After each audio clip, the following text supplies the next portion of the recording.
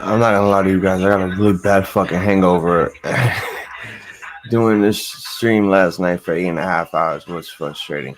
Yeah, I heard about the altercation that happened between CM Punk, Kenny, and the Young Bucks. We're gonna talk about that later. Wait for my co-host to show up so that we can talk about everything that took place last night at fucking All Out. But 8 point goodies to all of you Ramble Maniacs out there. It goes a little something like this.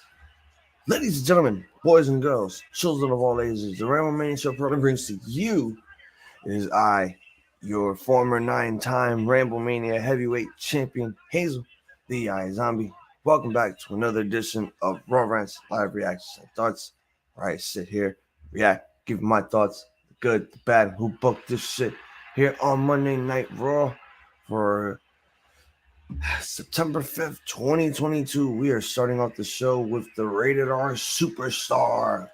I guess we're gonna get some answers as to what happened with Dominic turning heel and shit. And we got a steel cage match taking place tonight between Miz and Bobby Lashley for the US title. What else we got going on here? We got some other shit. Fury's gonna be here. The debut of Solo Sikoa is gonna happen here tonight as well. They're gonna be showing us some fallouts from Clash at the Castle. But yeah, the steel cage match is probably gonna be the main event to close out the show tonight. Yeah, I can't wait till Dynamite also. And yeah, this fucking guy makes his return tonight. I really don't care at this point. I just want to know what's going to happen here for the next 3 hours, because we will be giving you guys our recap of Clash at the Castle after the show is over. So stay tuned for that. And TJ will be jumping in later on during the show, so just stay tuned for all that.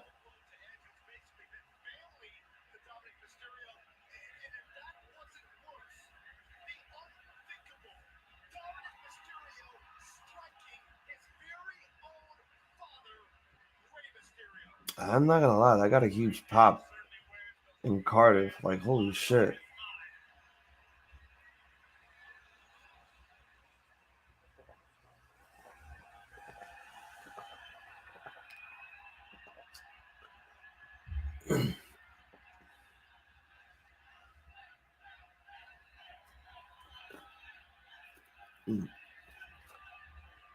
All right, let's see what Edge has to say right now.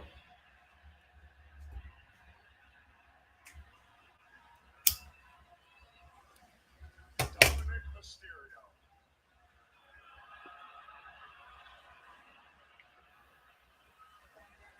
Dom,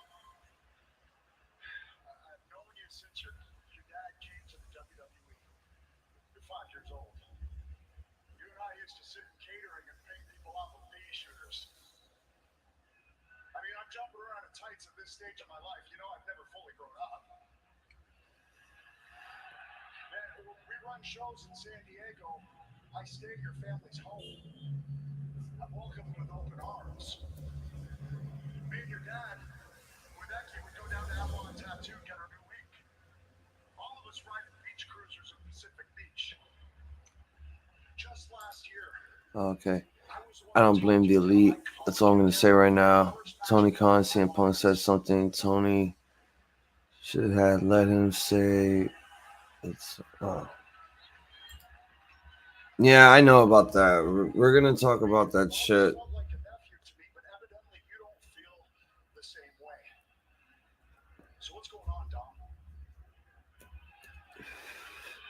You think maybe that's why we didn't get a BTE video on YouTube today?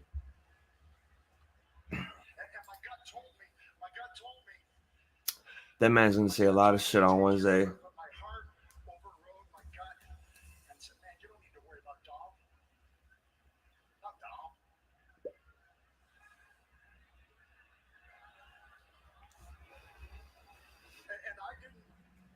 didn't come back to get between you and your dad. I came back to help you and your dad. Because I feel like Judgment Day is my fault. Judgment Day is my responsibility. It's my responsibility that they're making your lives hell. But after what you did Saturday, after what you did to me, after what you did to your dad,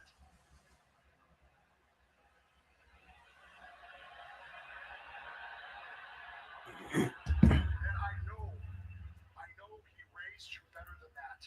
Don't worry, everyone. While we have Raw playing in the background right now, while there's commercials, I got Legends of the Hidden Temple playing on another screen right now.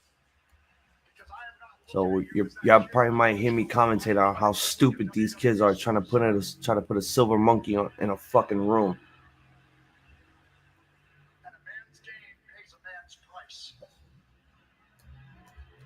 So, Dom, I need you to get down here right now, and we are not going to talk. I'm going to beat your ass. Oh, that man's about to beat somebody's ass. He's about to beat Ray's son's ass.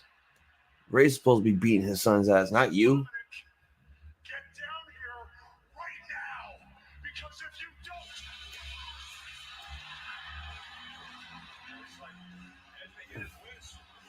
It's not the Mysterio he was asking for. Well, here comes Ray now.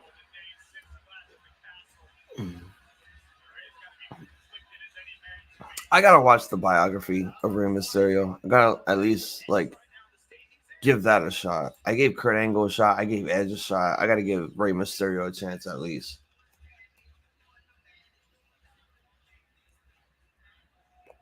Hear me out, Edge, please. I know my son messed up big, and I'm asking for an apology on his behalf. Let that man come on. Let that man come up by himself like a man, Ray. Right,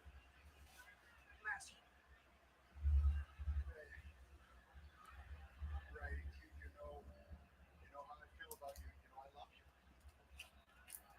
But your son is old enough to drink.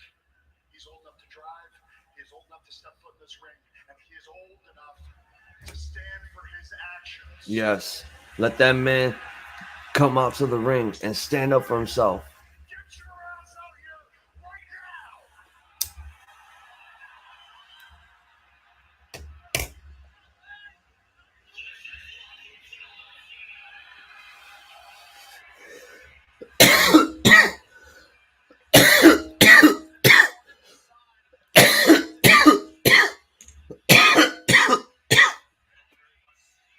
So instead of Dom, you get Rhea Ripley instead. Okay, Judgment Day got merch now.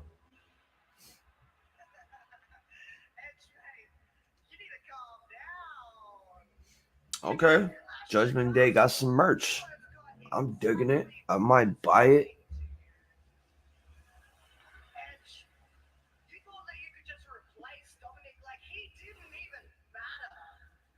Yo, Rhea Ripley fucking hot right now. You thought that you could protect him just because he's your little baby boy. Well, guess what? The fact is he's not your little baby boy anymore. Because I saw the potential in him, and I made him into a man. Oh, shit.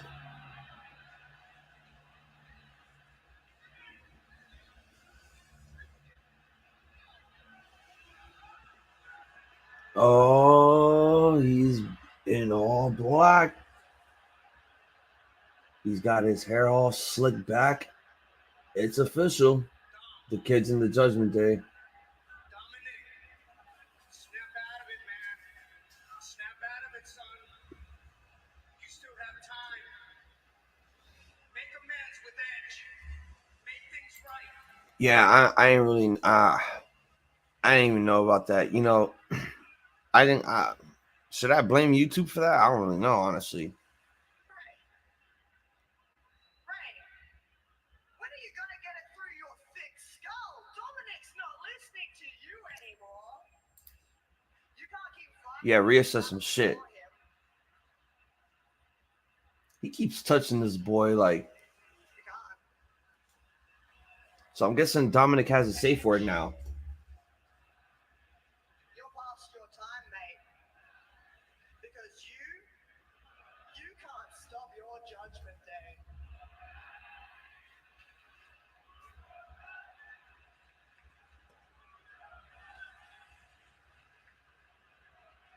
Meanwhile, the crowd is chanting, "Who's your daddy?" Man, he probably is pissed. He's pissed off right now. Like, hey, what's this?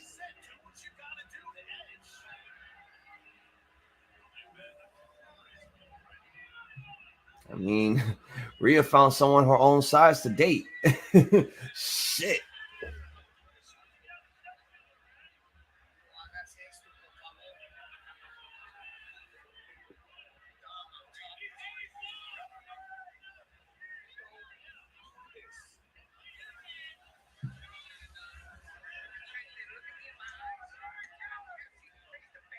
Yeah, I don't think we're gonna get Edge versus Dominic. I think what I'm seeing is gonna be father versus son. Eddie's son. Eddie's son. Oh, Rey Mysterio just walked down on his own son. Well, he did turn on you, so you have every right to walk out on your own son.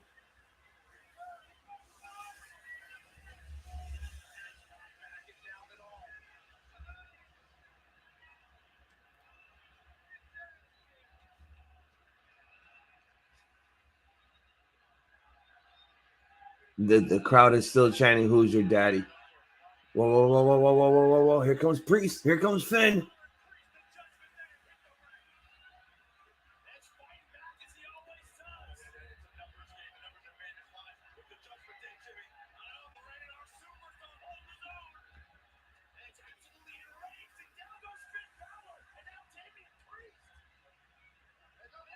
Wait, Sean Ross Sapp asked that question. So are Ace and Punk the trios champs now? How are they the trios champs? They need one more person.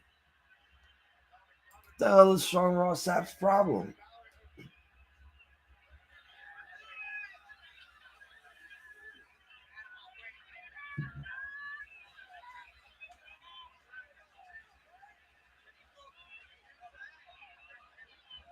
Oh,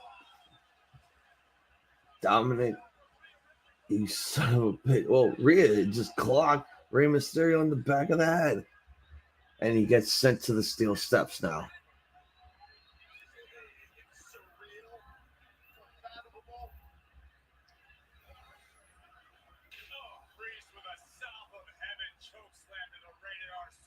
Oh, man. Oh, what the hell is Rhea doing now? Oh, she's grabbing a chair.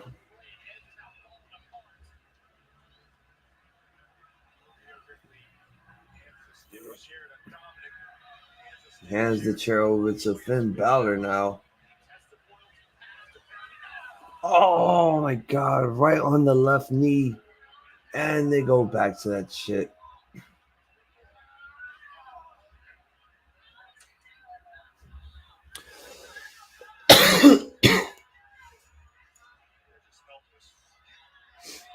Uh-oh.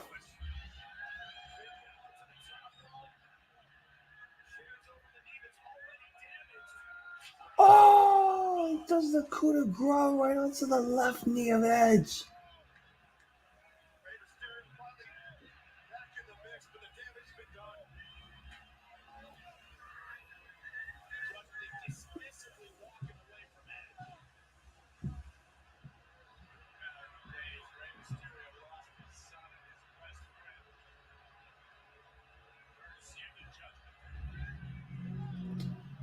All right.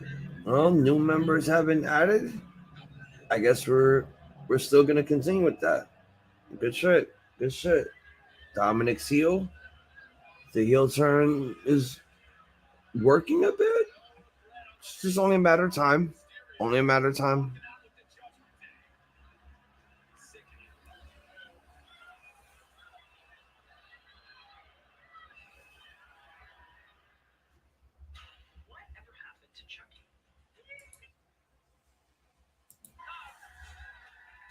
All right. Not a bad segment. Not a bad segment. I didn't think they were going to actually put him in the Judgment Day. I thought he went for. I thought he was doing that on his own recognizance, but I guess what we saw just now on that promo told me otherwise. He's officially in the Judgment Day, so I'm 100% with this. The only thing is now we got to see how they make this Mysterio be a heel.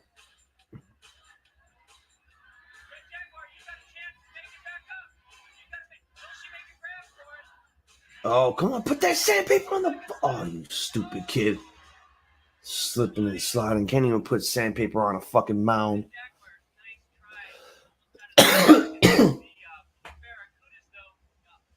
Yeah, like I said, guys, I got Legends of the Hidden Temple playing right now. While there's commercials. At least. Alright, so let's see. Something that involved Saturday. What happened?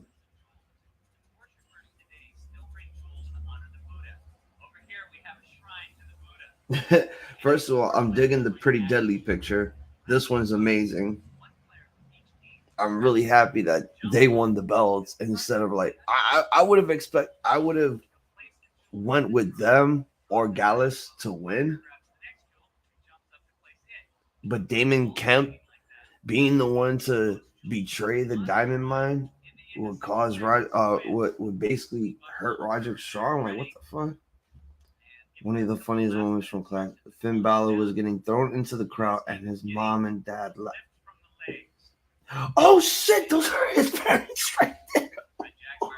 Oh my god, those are his parents in the front.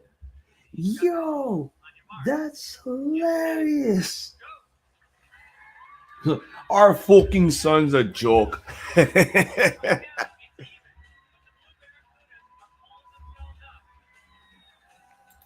Yes, this is pretty interesting indeed.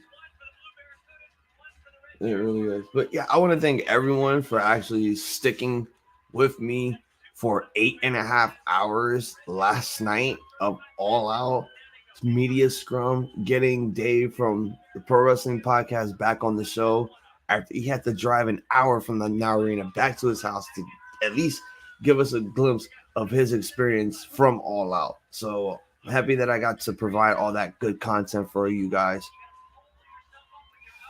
Maybe next time the rest of the crew will be joining me. And it probably would be at fucking Extreme Rules that will happen.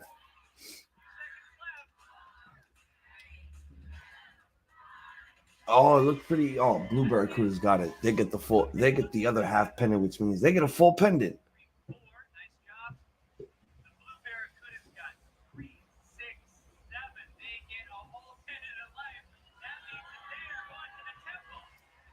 Oh, Blue Barracuda is going to the temple. All right, well, since there's a commercial right now, I'll mute this shit. We're back to this.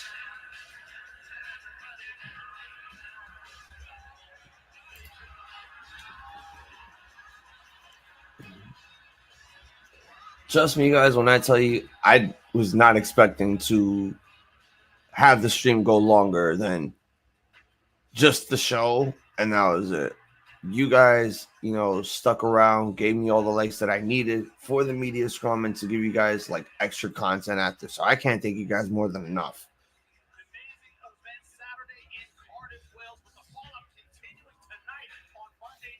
It's all right, bro. I was already tired after the show was over, but I figured since I had nothing to do and I didn't want to just wrap the show up right there, I wanted to give you guys some, reactions of me doing the media scrum, and my face showed it all when Punk said what he had to say at the start of the show.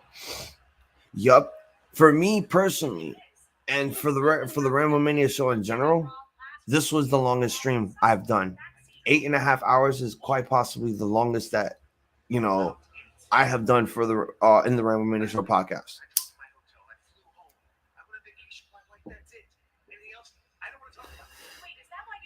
Honestly, the longest stream that I believe we did was last year's SummerSlam, because we would give you our thoughts, like an actual recap of the whole show right after we finished watching it. But since everyone, not just that everyone's tired, it's that everyone needs to get up early for work. Not everyone can stay up as late as some people can. Tonight, Bobby Lashley versus The Miz steel cage match for the United States Championship. If I look at the SummerSlam stream from last year, I'll let you know right now if that was technically the longest stream we did. Oh shit. Dexter Lumis is flipping over cars.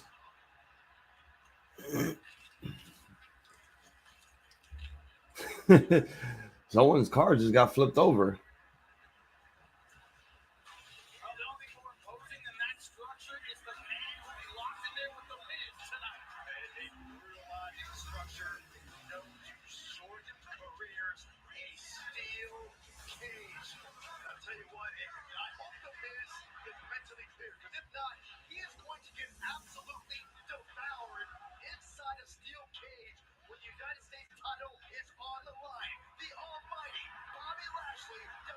What the fuck is it?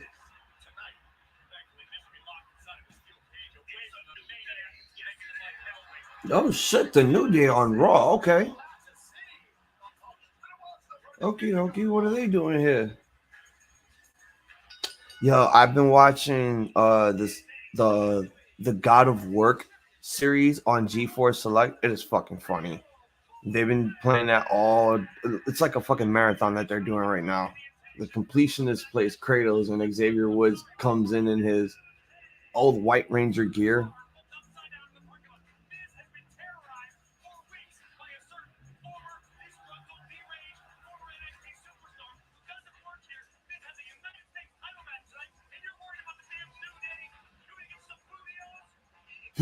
Bootios. They brought up the Bootios.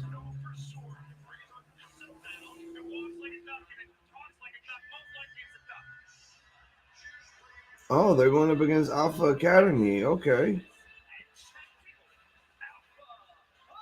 And yeah, SummerSlam 2021 was our first ever, like, that was like our very first, like, long ass stream ever, that up to 6 hours and 15 minutes. Yeah, I basically gave you guys 2.5 extra hours of some shit last night. What the hell are the Lotharios doing here?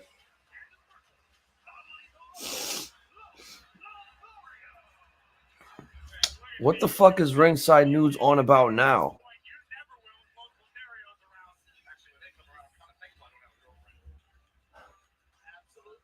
Oh, please. Okay, good. They did not present the kiss cam on here. I'm like, I do not want to see these guys in their fucking kiss cam kissing plants in the front row. So what the hell is Ringside News so horny about now? Is it more CM Punk shit? Because apparently at this point, everyone's just talking about CM Punk.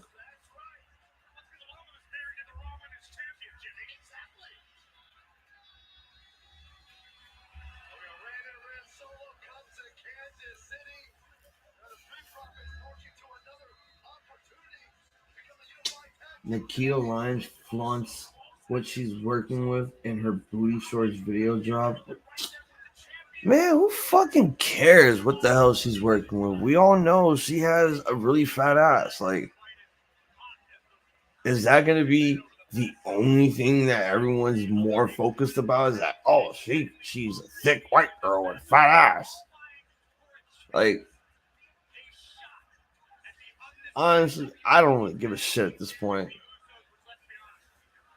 It's just ridiculous. Like, stop talking about the girl's body and talk about how she wrestles in the ring. Number one contenders fatal 4-way tag match to determine who's going to be facing the Usos. God, and you send me pictures of Natty and Jenny just showing off their boobs. I swear to God, are they really sisters? Because they could just be fucking each other if that's the case.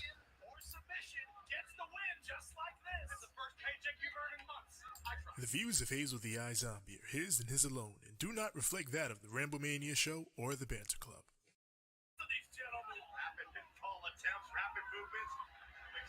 All right, so we got Xavier Woods and Angel Garza starting off. And he rips the pants off. And the pantalones have been ripped off.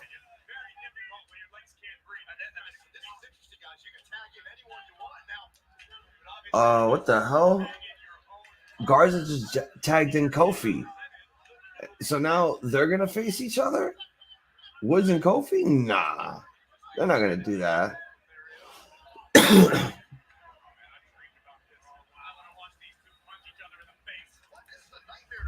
What is this? See, I'm fucking Garza, you are a stupid idiot. Why would you tag Kofi Kingston and face his own partner? Do you not understand that they was gonna pull that type of shit?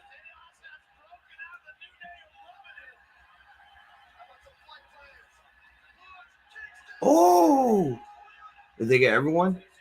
Yeah, they got everyone. The Street Profits are out there. And we're going to commercial. We're going to commercial. Hurry up. Let's go to commercial. All right. Yeah, go into the other room. What are you doing? Temple Guard, you've been kidnapped. Oh, they took your pendant. God damn it.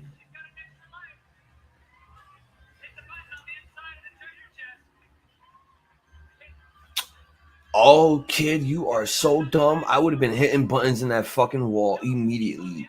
You are dumb as hell. You are so dumb. You have 30 seconds. You fucking...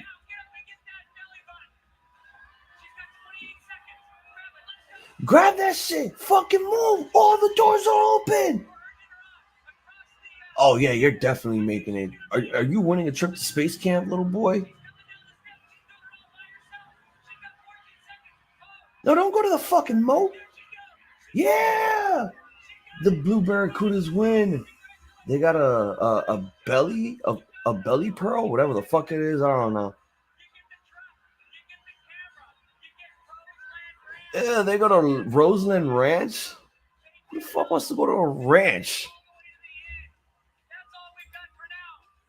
They got a remote control plane. They got a fucking camera. And they go to Roseland Ranch. Motherfucker.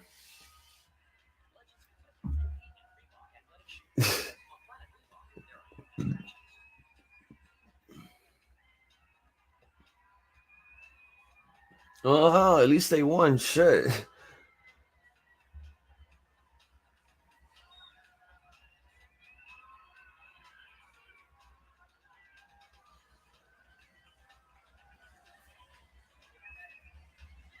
Oh, the Tomb of the Ancient Kings. It's funny that, watching this show, the only room that never changed throughout the entire series was single-handedly the Shrine of the Silver Monkey. Everything else changed. Like, they kept the Cave of Sighs, but then they called it the Ledges in, like, the next season. And you couldn't even enter to the fucking Ledges anymore. You had to go up to the fucking gates. I'm like, the fuck out of here, bro.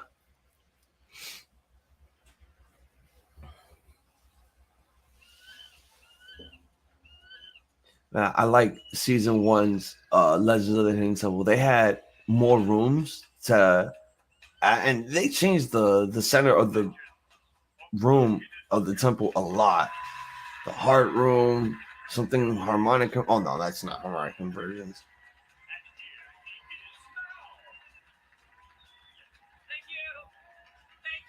And I know they had to put in a lot of money to get a custom-made Aztec stone Olmec puppet to do that. It's just crazy. All right, we're back to the match now. There's no so it's not an elimination. That's garbage.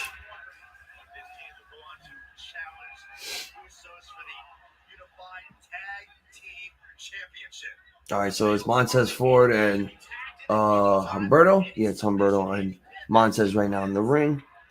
Humberto goes out to both the New Day. They're both down.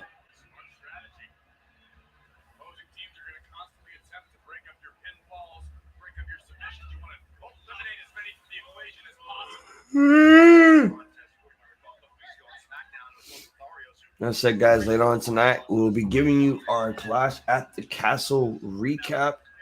No host. Oh, Chad Gable grabs Montez Ford, so he isn't tagging his partner. But yeah, stay tuned for that, guys. After Raw is over, Humberto gets kicked by Montez. Here's the hot tag to Angelo Dawkins.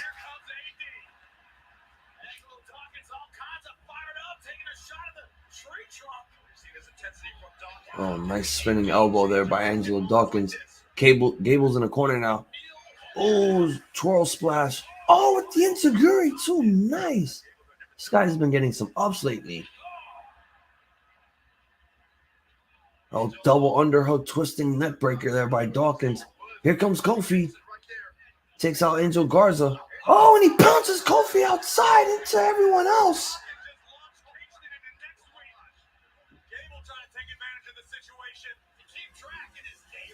Oh, I didn't see a tag though, so I don't think Montez is legal. What? No, I did not see a fucking tag. I did not see a tag from Montez. Oh, going for the chaos theory. Nope. Oh, pounds into a German suplex. And Otis breaks up the count there.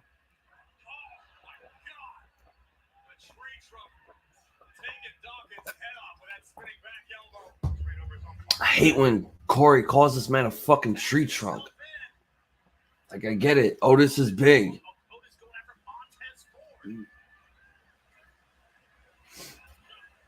Oh, Garza super kicks Otis. Drops Montez. It's just Garza and Montez now. Oh, they super kick Xavier Woods. Oh, isn't this a bizarre turn of events? Montez and Garza working together here?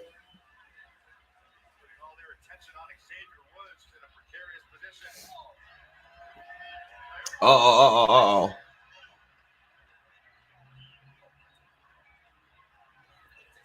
Oh, now they got Humberto up on the top rope. Kofi and Dawkins, they're also thinking superplex. Double avalanche superplex. Whoa, what the fuck? Well, forget that shit. Did a sunset flip twirl and power bombs Dawkins and avalanche double superplex by Garza and Montez onto Woods. Moonsault counters into the German suplex. Chad Gable does to Humberto. What the hell? Otis is on the second rope and he goes for a splash. 2, he got him. No. Kofi in the nick of time saves the match. And also saves the Street Profits from total defeat here. And we go to picture in picture. Bullshit.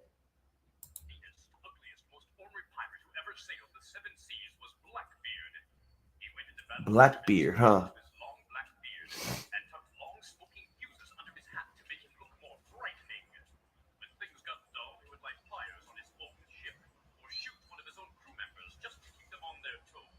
Oh.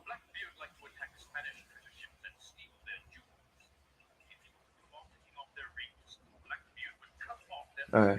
Who are the teams that advance? I see Red Jaguars, Blue Barracudas, Orange Iguanas, Silver Snakes, Green Monkeys, and Purple Parrots did not win.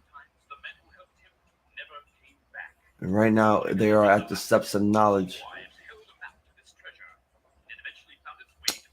I'm guessing they were supposed to show some imagery in the water, and they're not doing that, and they fucked up. Where's the map? In the dungeon. Huh. The map is in the dungeon, which was also the mine shaft. Or what is it? The Pharaoh's secret passage?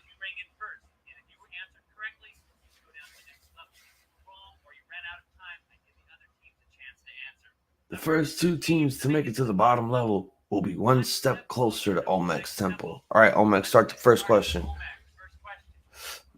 Ow.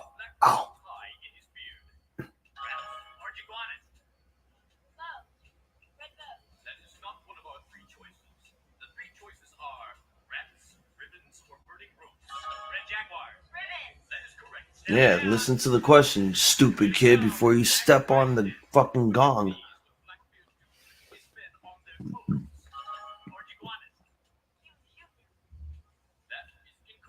You.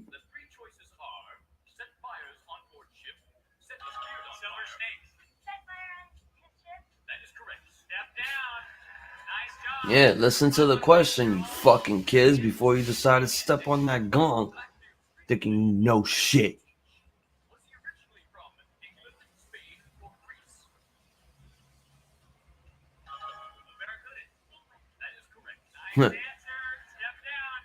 Lucky answer. Yo, they got rid of the picture-in-picture. What the hell?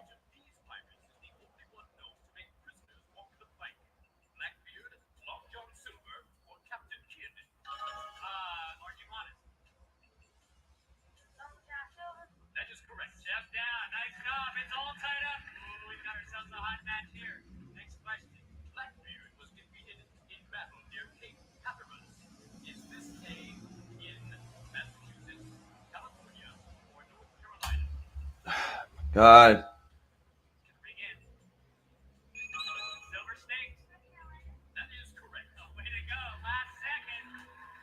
All right, let's finish this stupid goddamn commercial. Riley, what's going on, man? Point and good to see you. Thanks for coming back.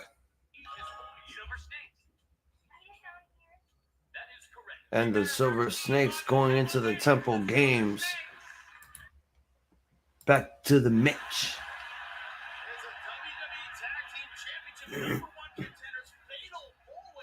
Oh, octopus stretch? Or cruise? Oh, no, he got him in a crucifix.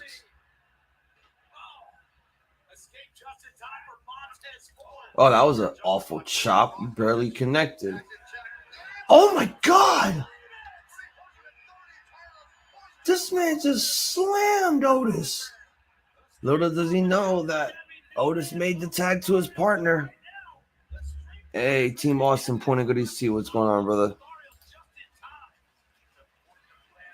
I don't know for sure, but if he did, he did. And I mean, I'm not gonna, go nuts about it.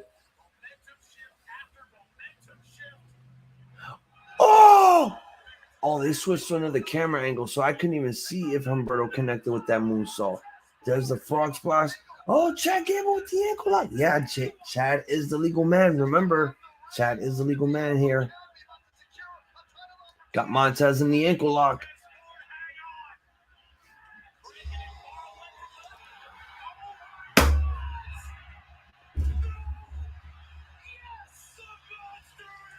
And he's here. He's returned. This man has red pants. This man is wearing red pants.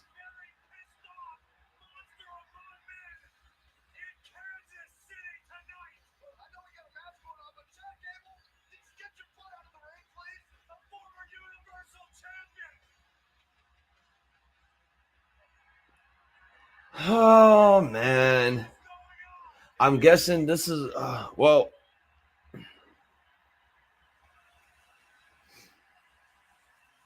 the crowd loves it. The crowd is really loving this. Oh, yeah, everyone's definitely getting destroyed now. And Humberto gets choke slammed. Oh, man. Oh, Otis. Oh, Otis. Oh, never mind. I thought they would have had Otis to get in the ring to stand face to face with the monster among men.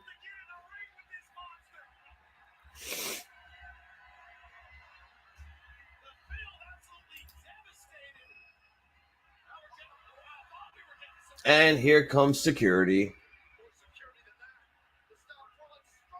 Oh my God, he almost dropped that security guard on his head.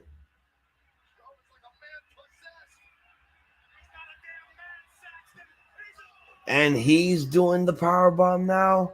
The fuck?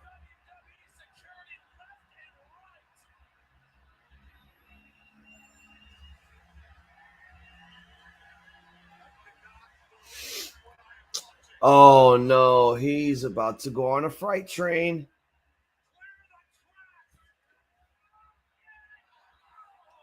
What the hell? And the barricade has been broken.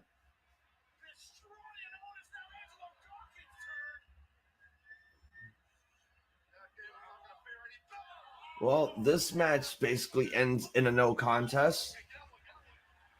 We have no winner, all because this man wanted to make his return for the crowd to love every minute of it. As far as I'm concerned about this man's return, oh my God, who the hell cares? I don't. And Angelo Dawkins has to be the one to go to the table. Bullshit. But yeah, hey, welcome back, bro. I'm sorry that you couldn't control your own fucking narrative. I'm sorry that that became an absolute fucking failure.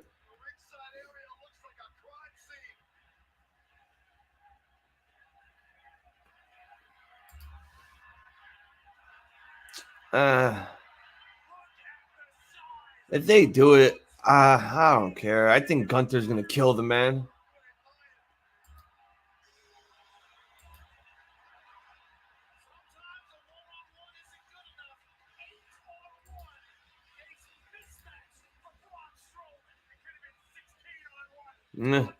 Yes, we love Triple H, but I don't think this is one of his best moments.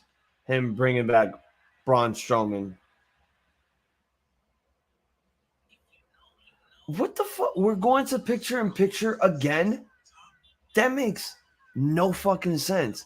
We're going to picture in picture while Braun's music's playing and he's just standing there in the ring. No goddamn sense. None whatsoever.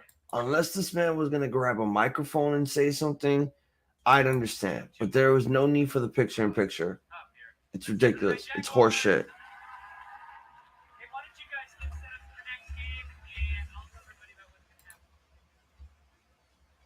Where is that? No, sir, I don't like it. I don't like the fact that he's back. I don't like it at all. I didn't like what they did here.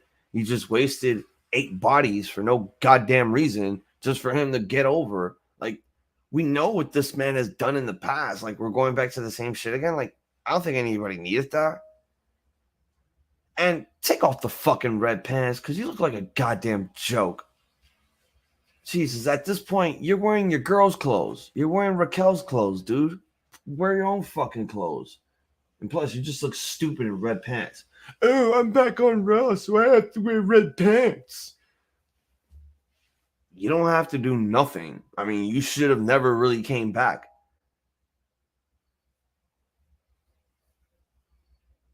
But hey, if the crowd is happy that you're back, whatever. I'm not going to agree with the crowd one bit here. I forgot. Where the hell are they at? Probably some dumb town.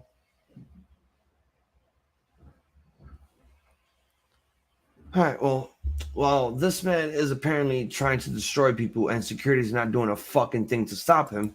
Let's watch the Red Jaguars and the Silver Snakes playing the Temple games and see who's going to go into the Temple, because that's more interesting than what Braun Strowman is doing right now.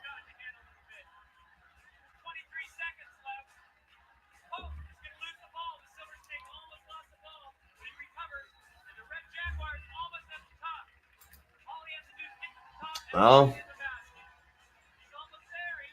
maybe you're right, Johnny. Maybe if WWE never released Braun Strowman, maybe he never would have ran his mouth on fucking Twitter like an asshole.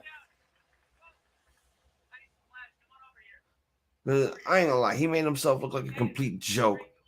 Just, shitting on AEW and all that other stuff. Like, bro, your promotion, this bullshit promotion that you were trying to do, your Tyler Durden phase was not getting anywhere. It was a complete and absolute joke. What you basically did was Raw Underground in your vision, and it didn't last that long. What's going on, Parker Curry? Pointing goodies to you. Thanks for joining the chat. Now we're back to picture in picture, and they show Braun leaving. This makes no sense. Why did you go to picture-in-picture just for Braun to destroy people?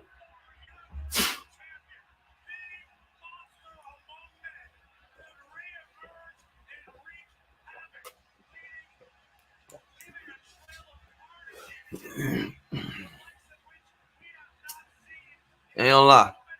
This is bullshit. I don't like it. What do you think, Mr. Horse? No, sir, I don't like it. I agree with you too.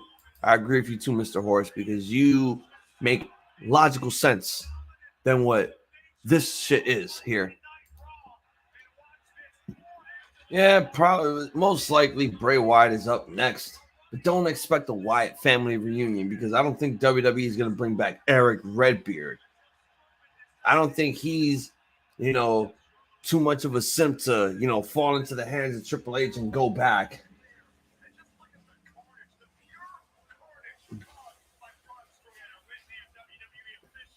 Yeah, carnage. Don't be surprised in the next 5 minutes, the announce table is just set right back up again. Oh. And since Braun had to, make his huge return in a big moment, here comes his girl. The new WWE Women's Tag Team Champion. Oh, God. And they're wearing Connor's Cure shirts. Hey, is Luke Harper? No, he passed away the day after Christmas 2020. He's been gone for 2 years, dude.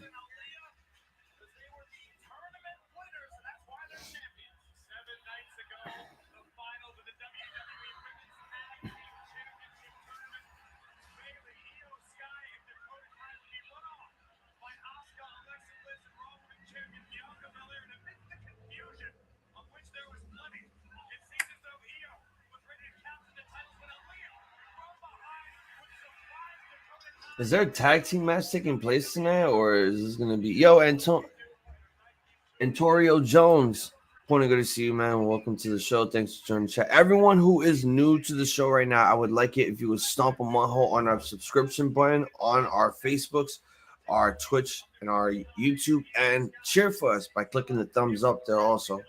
Trying to reach this stream up to 10 likes now. And once again, we'll be giving you guys a full recap of Clash at the Castle right after Raw is finished. So stay tuned for that.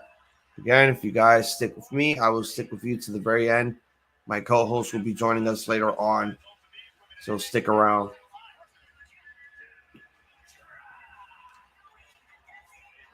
So it's Doudrop and Nikki ASH competing against Aaliyah and Raquel. Okay.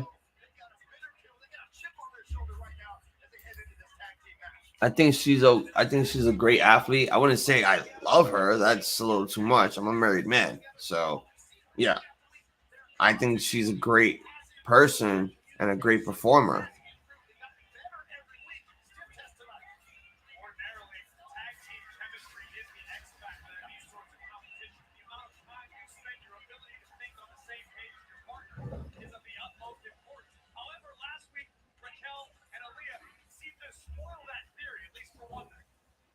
All right, tag team action here. Let's see who's gonna go over.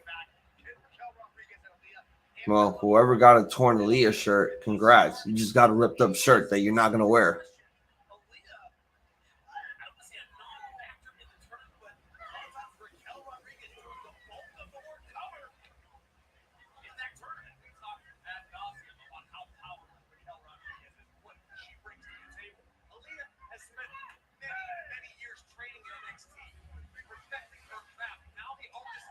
All right, Doudrop is now in the ring.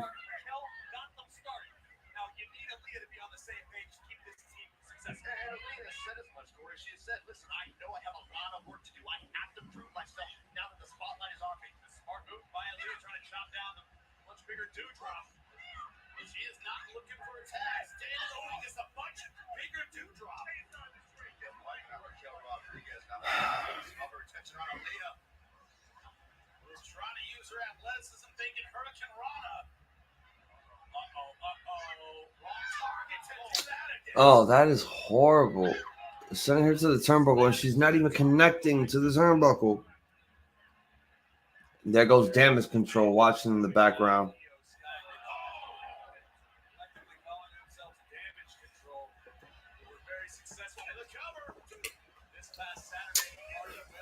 Ah.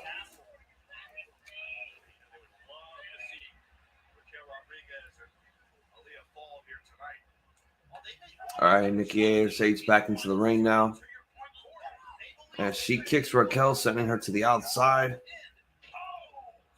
Samoan drop net breaker by both women here. 1, 2, she got her. No, Raquel saves the pin attempt there. Saves her partner Aaliyah from losing.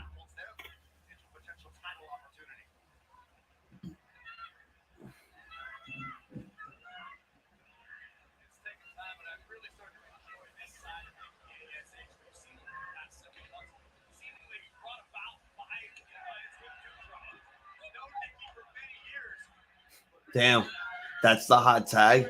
The crowd is dead.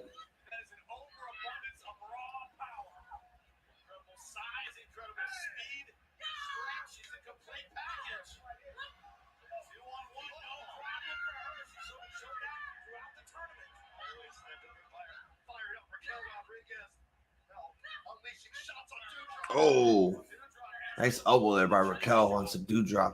Oh, she's going to lift her up? She's going to lift her. Oh. Nope. Oh, headbutt.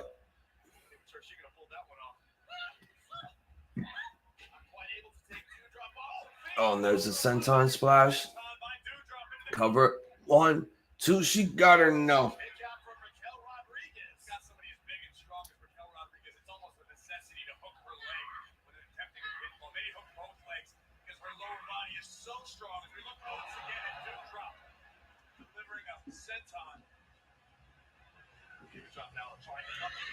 Oh shit, Aaliyah came out of nowhere.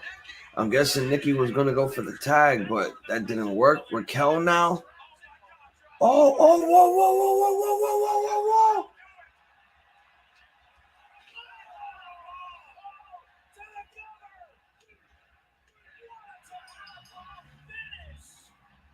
Okay.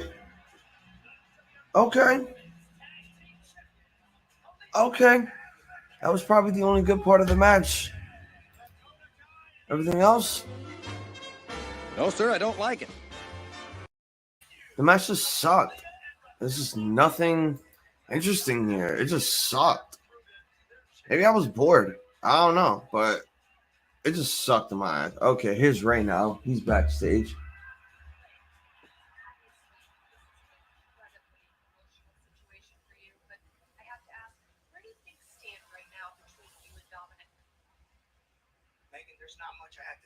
Isn't this chick from SmackDown?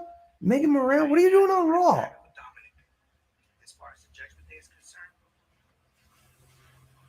trying to tear my life apart, trying to separate me from my son by poisoning his mind. They just took out Edge, who is like family to me. There's one thing for sure. I will never, nunca put hands on my son. Jamás le haré algo mío.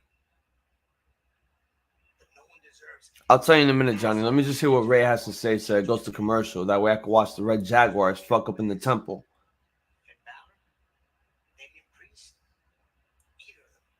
I'm challenging one-on-one in a match tonight.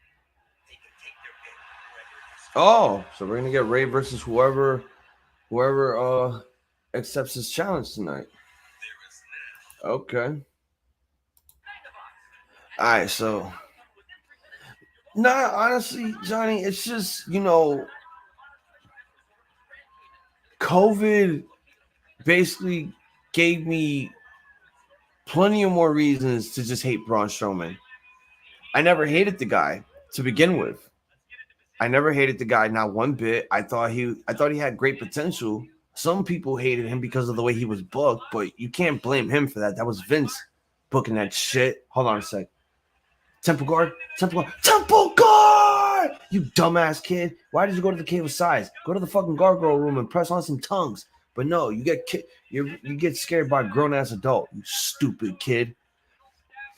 Anyways, another reason why I hate Braun Strowman is because the toxicity of the Twitter. It's too much.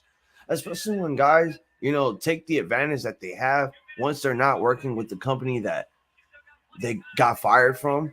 They take this opportunity to go free reign on everyone who's like in the indies. It's a dumb shit. It's like, Braun, why are you being those people? Why are you being one of those people that talk shit about wrestlers from the indies that, work 10 times as harder than what you did in the fucking company? Like, it's shit like that. It puts your foot in your mouth for a reason. Like, you need to chill the fuck out with what you say, because certain wrestlers are going to come after you for that shit. And then certain fans are not going to like you because you want to go out there and diss guy's certain favorite wrestler. Like, bullshit, bro. Last time I checked, you haven't been wrestling for 10 fucking years. Hell, you haven't wrestled for 8. You've only done WWE. You have not done nothing else. And you think controlling your narrative states that, I did something else outside of WWE. You made 1 Ring of Honor appearance. Big fucking whoop. That was your big break. But that doesn't mean shit to me. Okay? The obvious choice is just, if Braun Strowman would have just shut the fuck up, did what he needed to do while he was released, maybe a lot of people would have not looked at him differently than some people do now. Yeah, that fucking moron came back. He came back and ruined an 8-man, a fatal 4-way tag match, which basically gave us no winner whatsoever, all because he had to bury all of them. Like, it's so cool. I'm going to bury people. All right, she's in the heart room now. Do you have a half pendant or a full pendant? I can't tell. Go the other way. Why do you keep going back? You stupid kids. You're going back up to the... Oh, my God, you stupid kid.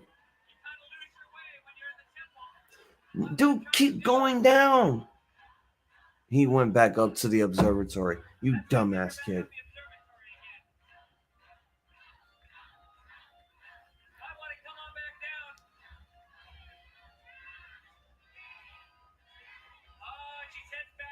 God damn, it just send you right back. The farthest you got was the fucking heart room, you stupid kid.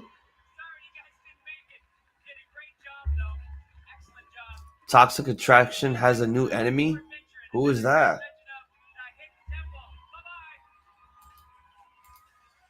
Who are Toxic Attraction feuding with now? I mean, I know Mandy Rose won both belts, which I don't know if I should be mad about that or okay with. I think Mako Satomura would have been perfect holding on to both belts, really.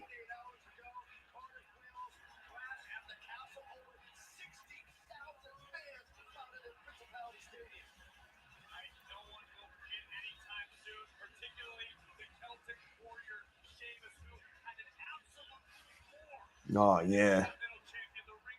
Gunther and Sheamus put on a fucking bar burner of a fight for the IC belt. That showed that we needed more, that they're trying to bring back the lineage of the IC title. And they're showing the footage of what happened. This man is getting the standing ovation of his life.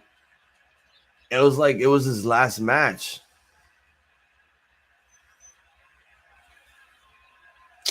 Ew, really? They're going to have Doudrop and Nikki ASH face off against Toxic Attraction? That's a joke.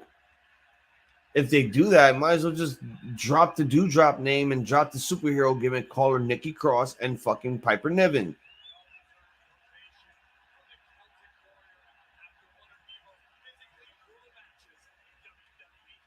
Damn, they gave this man a standing ovation like if it was his last match. Oh, here comes Austin Theory. I mean, is he still Theory? Or is he Austin Theory now?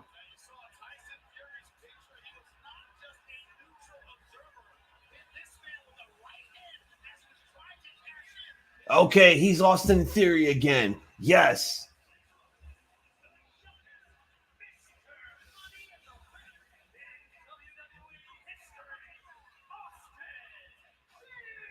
All right, we have just hit hour 2, ladies and gentlemen. No, it's not time to cash in. It's time for this man to say what he has to say on the mic. No one likes you. That's a funny sign.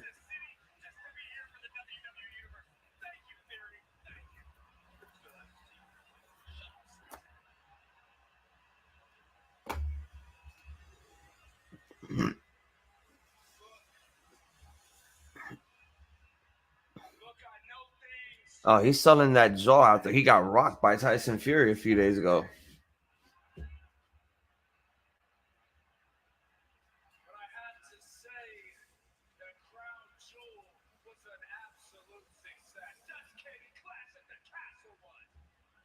The fuck? Did you just botch that on purpose, Theory? Yo, stop talking to the fans like that. That's why they jump over the barricades to go fuck you guys up. But then you fucked them up.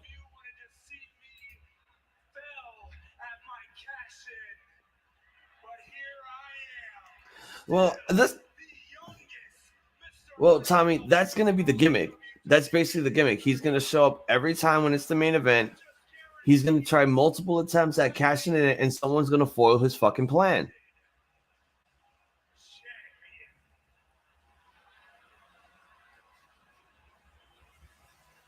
And you know what? I'm cool with that because that's going to be the entertainment part for Austin Theory. He's going to be the one that's going to be taking most of the beating every time he tries to cash in on someone. But we got to make it worth our while. You can't overkill this shit. I know you're going to be doing it multiple times when it's the pay-per-views, whenever you have Roman competing. But it's also like, oh shit, we have so many ways of making this guy look like a fucking fool. Let's utilize it.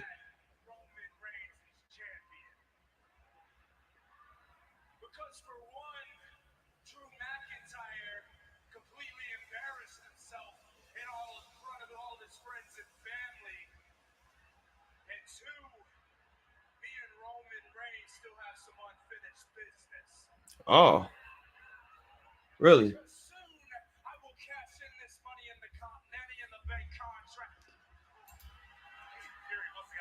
Oh, he's selling the jaw, and the crowd is annoying the shit out of him. When do you think Malachi Black is coming back? He's never coming back to WWE. I'm still not believing the whole him asking for his release because of mental shit. I think that's still bull. What I do believe is Thunder Rosa asking for her release. I heard about that. I heard about Thunder Rosa asking for her AEW release.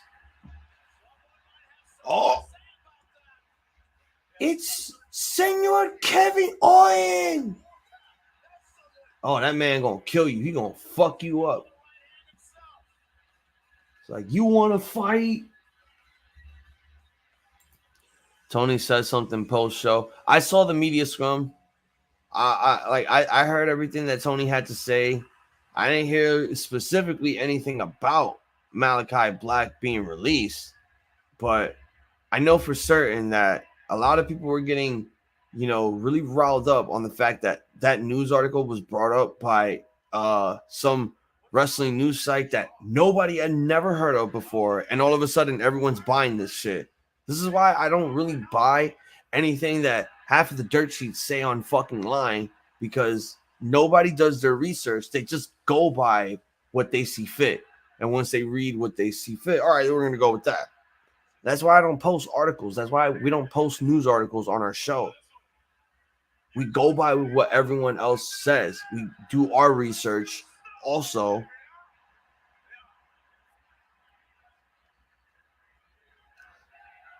But the Thunder Rosa thing, yeah, she definitely asked for her release. I did hear about that. I don't know about the full story, but I know that she's injured still, and the fact that she asked for this release probably has to be a reason why.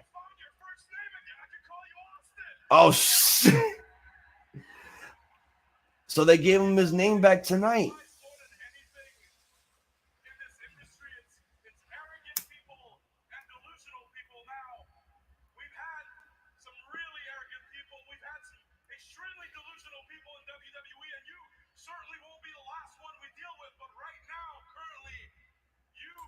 I know. Like I said, I saw the media scrum. I know what Tony said. I'm not gonna go word for word on what he said, but everything that he said is what he said. I'm still not buying the fact that Malachi Black asked for his release.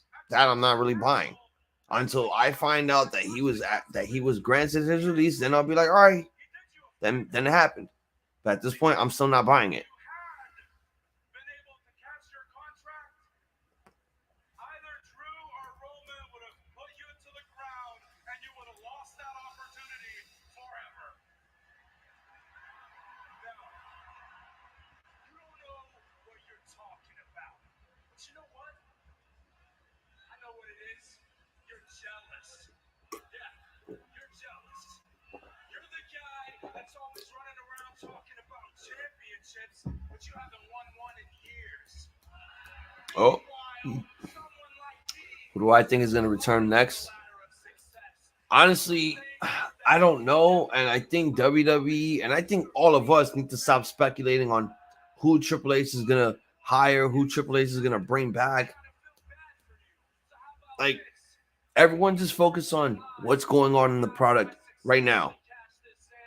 When someone makes their return or debut into the company, then we can talk about it. But right now, at this point, I don't want to talk about something that almost feels as if Triple H is pulling a Tony Khan on everyone and just signing everyone and bringing them in. How I know that Drew and Roman would have destroyed you? You want to know that? You said I don't know what I'm talking about. I know what I'm talking about because, see, I've been in the ring with both those guys. In fact, I was in the ring with McIntyre just a few weeks ago, and he couldn't beat me. The fact that the Usos had Yeah, that was true. Oh my God, that was a great match too between those two.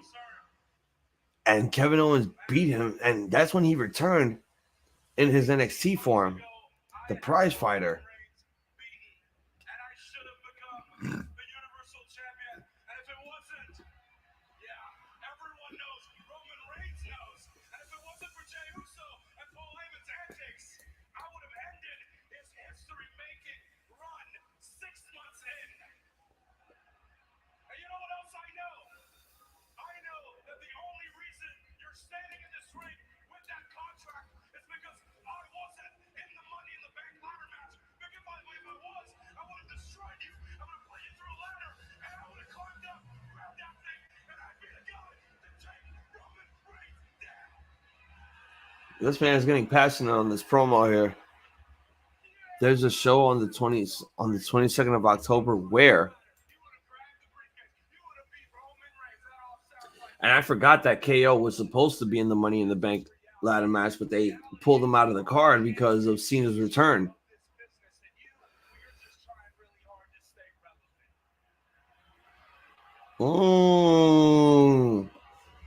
Austin Theory with them words. Letting KO know he's just here only to stay relevant. That's why I'm so good. That's why I'm Kevin Owens. That's why I got here where I am today. And you, let me tell you this, you were the hand-picked future of WWE, but not anymore. But you know what else I know? Am I the only one who sees where this is going? Do you know what's going to happen next? This is going to be a match. Am I the only one who pays attention? Let me tell you. I bet any second now, our referee's going to run from the back and slide into the ring. Looks like we got ourselves a match. We're going to have Kevin Owens versus Austin Theory one-on-one tonight.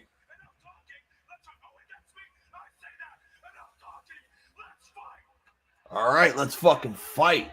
Right after we come back from commercial.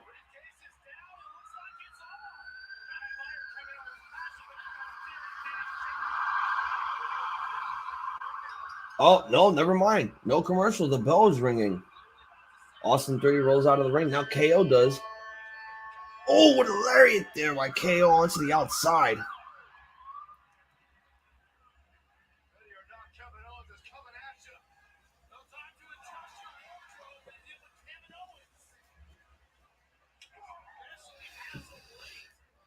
Yeah, that's probably Extreme Rules, if that's what it's going to be. I need to see for sure.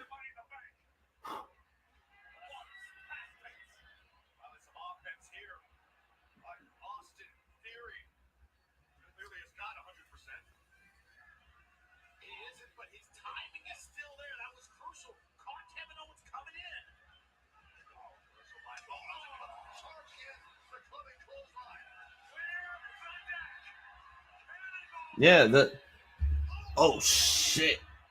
We got a month into Extreme Rules. That's on October 8th.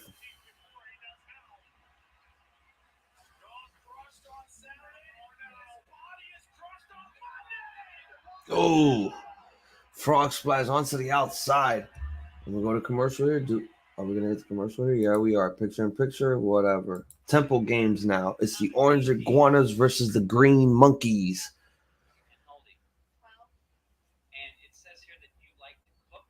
Ugh. Meanwhile, Kevin Owens is beating up Austin Theory in picture. I just don't want to listen to the commercials, so I have Legends of the Hidden Temple on. They're doing some Temple games. It's a premium live event. It's probably going to be a house show that they're going to do for Peacock. You know, one of those shows where it's like they won't show the whole footage. They'll just show like an hour of wrestling that they provide there, which I'm not going to watch. It's going to suck. But Extreme Rules is on October 8th. Kevin Owens feels like the old Kevin Owens from NXT. That is the old Kevin Owens from NXT. That's the prize fighter that he debuted as when he got into NXT. Yep, I'm watching Legends of the Hidden Temple while there's a commercial taking place. In order for me to keep myself entertained and in order to keep you guys interacting with me, because I hate listening to commercials while you guys don't interact. I'm not going to blame you guys for that, but it's a pain in the ass. So, you know, it's good that I get to watch other shit in order to, you know, ease my boredom. But don't worry, the match is still in picture. I'm still watching what's going on right now. And Kevin Owens just chopped Austin Theory into the corner.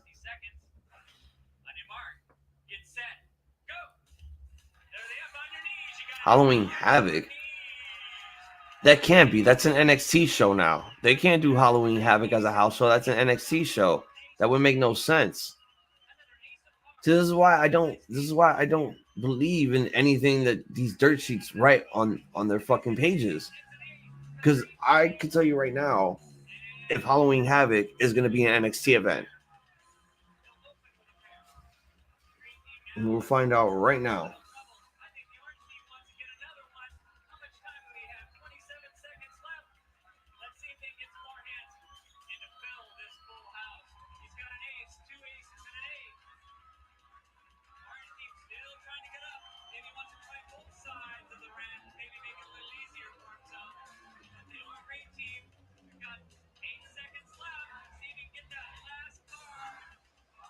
Okay, yeah, you might be right. You might be right here, time. Because I'm looking at this right now. This was 5 days ago. They pulled this. They said that Halloween Havoc will be a premium live event, but it's for NXT, not for the main roster. It's just for NXT. Only thing is, there's no official date marking when they're gonna do it. We still have plenty of time for them to plug it, so might as well wait and see. All right, we're back from picture in picture.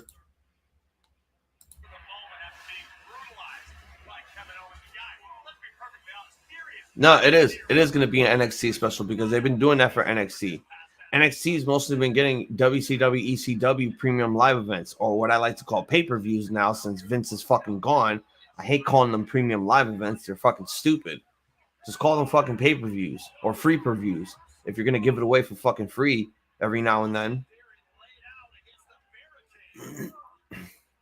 All right, both men back on the outside. Kevin Owens just threw Austin Theory into a barricade. And I told you the table was going to be fixed. They're not going to fucking have that table be broken throughout the whole show. And they fixed the barricade that Otis went through when Braun Strowman made his return. Again, PW Insider could say that, but I'm not going to believe it until I get an official date from WWE themselves. I don't want to believe. I have all the respect for all the dirt sheets out there that want to put all their new stuff on the internet. But I'm not going to believe that until WWE gives me an actual date. And if it's the exact date that you're saying, then I will give PW Insider their credit. But at this point, I can't really say for certain. All right. I want to be fair here with everyone else. I don't want to believe. I don't want to be that guy that just goes by what everyone else says online. Oh, nice kick there by Austin Theory. And the cover 1, 2, he got him. No.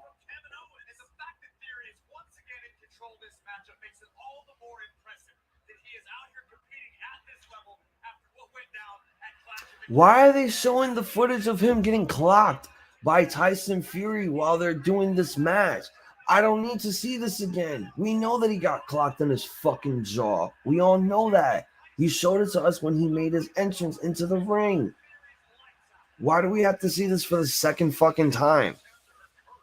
Do you think it will be at the Performance Center? Of course it will. They have to do it in the Performance Center. Where else are they going to go?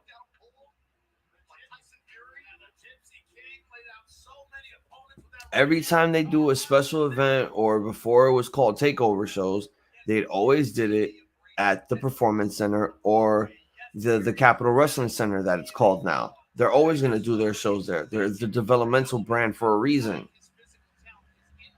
If they were doing like super shows with the main roster, then yeah, they would be in the same arena that the same event the main roster is doing is going to be attending. And that was years ago they were doing it. They don't do it anymore.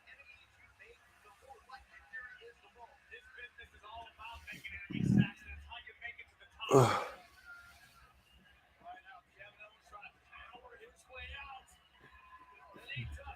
All right, Kevin Owens counted his way out of Austin Theory's submission. His elbowing this man. Oh, Austin Theory would have kicked right to the midsection. Oh, and he gets whipped now.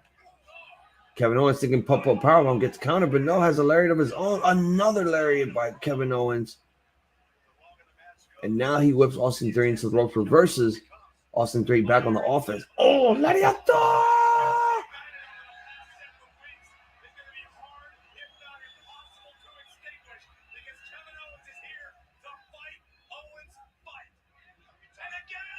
Oh, swanton outside, but he misses because Austin puts the knees up. What the fuck? Yo, oh my God. This is going to be a fucking problem. We just came back from picture in picture, and they're giving us picture in picture again. The orange iguanas are going to the temple. They got 2 pendants. They beat the green monkeys by a landslide. I remember going to an NXT when it was a game show. Yeah, I don't know why people actually paid tickets to, well, I can't really say that for certain because around the time that ECW was around, if you had to go to SmackDown, you had to watch, you had to do an ECW first before SmackDown. So I'd understand for people that would go to SmackDown and they're realizing that they're going to be watching the NXT game show first before the actual event. So that's kind of a bummer for that to happen. But, you know, I'm not going to lie. I was really hyped with NXT at first. I didn't know it was a game show. I very well knew that I very well first thought that it was just going to be another wrestling promotion that WWE was doing since ECW was going to be done. No, they turned it into a fucking game show. And then after 5 seasons of that shit, they actually just made it into an actual promotion. All they had to do was shut down FCW and bring all those guys that were wrestling in FCW into NXT. Yeah, that too. That's what I was saying. Like, if you went to a SmackDown taping, the first thing you'd watch before SmackDown would either be ECW or NXT. Or back then, if you really want to be like a true wrestling, fanatic, if you went to a SmackDown show on a Tuesday, you'd be watching Sunday Night Heat first and then SmackDown. I know that for a fact. I've been to a few SmackDowns where I've been on a couple of Sunday night. I've seen a couple of Sunday Night Heat shows first before anything. I think there was one time that, I was there when they had the fist. I saw a Velocity episode before SmackDown, and then they switched Heat to Raw. So whoever was going to Raw, you were going to Raw on Saturdays to watch Sunday Night Heat first, and then Monday Night Raw right after. Because remember, all that shit was never all that shit was not live. All that shit was taped.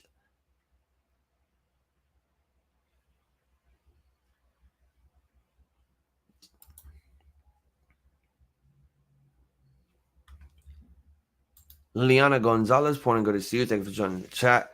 Yep, Extreme Rules is starting at 7:30. Well, that's the kickoff show. Gonna do half an hour of the kickoff, and then 8 o'clock will be the main show. Again, to everyone who is new onto the show, I would like it if you would stomp a mudhole on our subscription button, follow us on Facebook and on Twitch as well, and cheer for us by clicking the thumbs up on all the live streams that we do here. Let's try to get this stream at least up to 10 likes tonight. Again, we will be doing a recap of Clash of the Castle right after Raw is finished. I still need to find out if my co-host is going to be coming on. He'll probably show up in the third hour. I don't know for sure, but we will see. We will see for certain. Braun Strowman versus Roman Reigns Part 2. We've had Braun versus Roman many times. Oh, shit, we're back.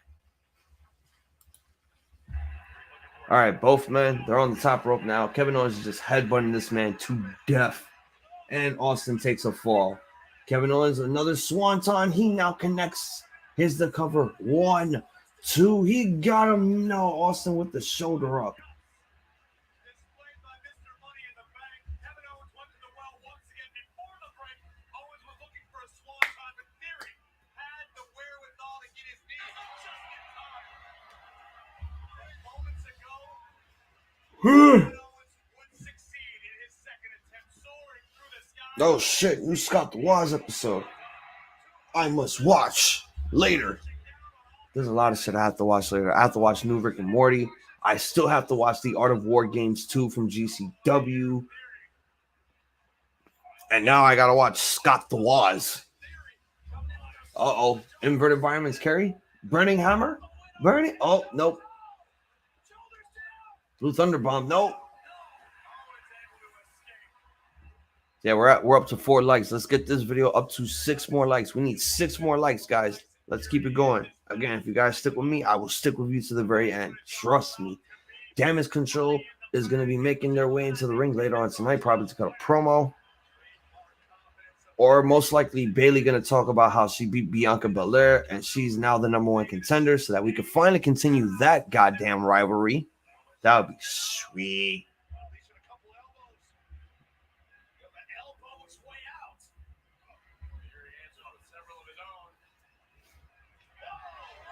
And by the way, guys, we need 1 more subscription on our YouTube channel for us to officially hit 200 subscribers. So again, I would like it if everyone would stomp a hole on that subscription button. We put out all live streams of Raw, NXT, Impact, which will be making its return this Thursday. So stay tuned for that. And why does he do that? Why do they have to? Oh my God! Austin Theory just lunged this man onto the steel steps. His head hit the ledge of the back. His head hit the back of the steps. Hell no, I'm not going to Survivor Series. I know it's in Boston, and I know I have the money to go, but hell no. The last thing I want to do is go to a show that I know I'm not probably going to be interested in. I'd rather stay here and do a live stream with my co-hosts, my best friends, and watch it with them. Oh, Kevin Owens back inside the ring. Oh. Man, this man is just dropping him on his head.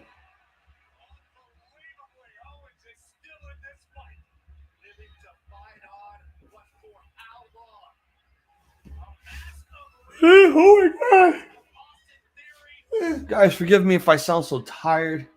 You have to understand, for me last night doing 8.5 hours of a live stream with All Out, 0 hour, the main card, the media scrum, and having a special guest on there, that was a lot of fucking work. I have a really big fucking hangover right now. I am trying to maintain myself.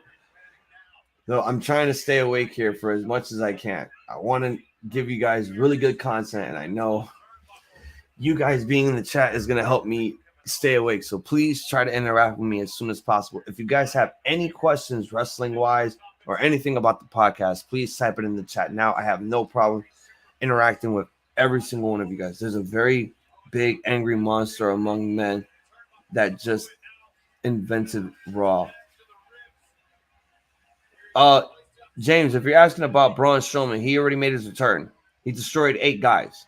8 guys that were in a tag match that we never got a decisive winner for, which was horse shit. So, again, my thoughts on his return, really? No, sir, I don't like it. The horse doesn't lie. The horse does not fucking lie.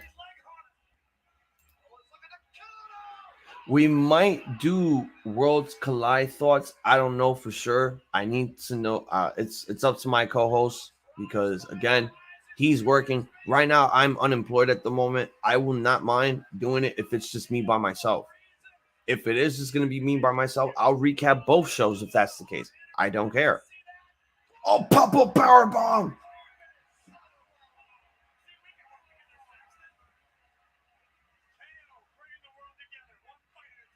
Stunner! Instead of doing the floppy stunner bump, where he just like wails his arms in the fucking air, he just takes the bump and is like. And Kevin Owens with the win. Little girl, the door on the other side of you is open on the throne of the Pretender. Why are you going back to the pit of despair? You stupid kid. You stupid fucking kid. I still ask myself, how the hell did Owens survive that shot into the steel steps to the back of his head? How did he survive that?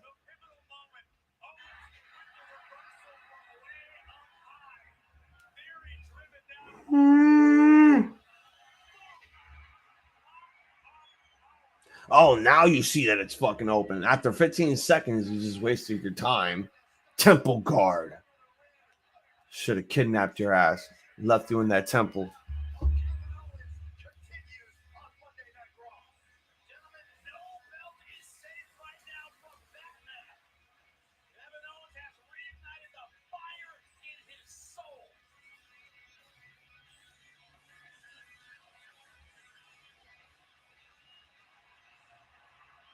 Kevin Owens is riled the fuck up right now.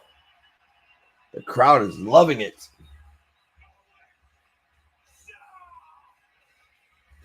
At least he did not do it to Vince McMahon at WrestleMania this year. You know they were never going to do that with Vince.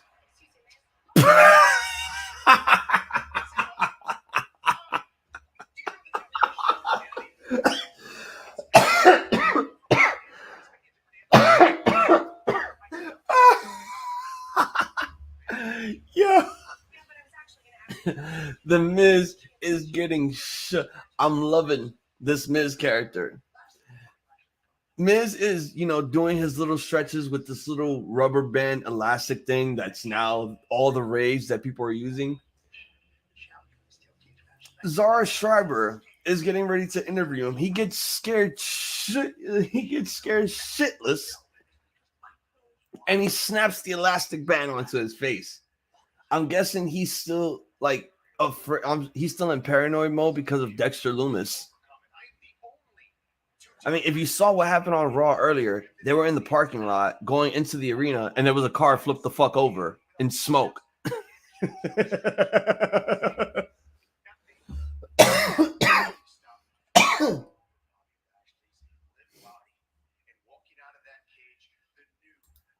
Where do I think Lumis is? Probably hiding somewhere that no one knows where. All right, commercial.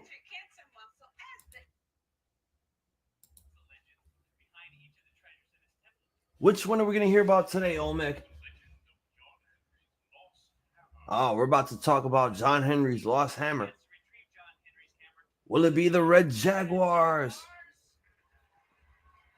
The Blue Barracudas? The Green Monkeys? The Orange Iguanas? Purple Parrots, that's my fucking team. Or the Silver Snakes? I'm not going to repeat everything that this man says because then I'll just sound like a fucking mark.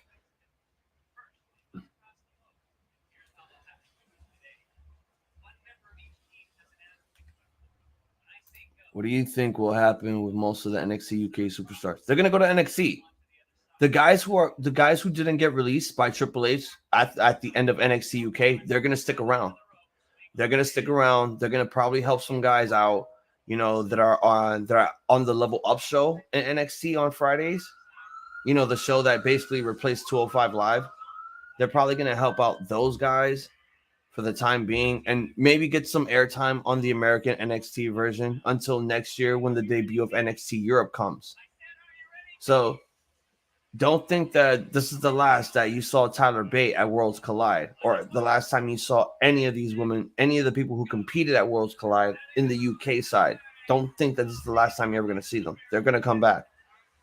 They're going to keep them around for a good minute. I mean, who knows? We might actually have our first ever. Well, I can't even say our first ever British, because that was Pac or Adrian Neville. Am I excited for NXT Europe? I want to be excited, but at the same time, I don't know if it's going to feel like the same vibes as NXT UK, and not everyone is going to do a live stream or talk about NXT UK when it starts at 3 a.m. and 3 p.m. in the fucking afternoon while everyone's at work. I mean, when it comes to like the pay-per-views that they do, definitely I'll watch them. I will watch them. I love British wrestling. It's like it's a secret to me that I don't tell people. Like, I like British wrestling. I watch a lot of Billy Robinson matches for a reason. A lot of people don't know. I want to learn different styles with catches can. A lot of people are excited for NXT Europe, and it just goes to show that NXT, like Triple H, still had plans for NXT before COVID struck. We were supposed to get NXT Mexico, NXT Japan, NXT India, Russia, all that shit. But COVID, fucked everything up. So now that, everything is occasionally back to normal, everyone's back into the swing of things and basically setting up everything that they had planned years ago. So yeah, we are going to get NXT Europe. We might get NXT Japan. We might get Mexico. Who knows at this point? But right now, NXT Europe is going to decide whether or not they're going to keep expanding more.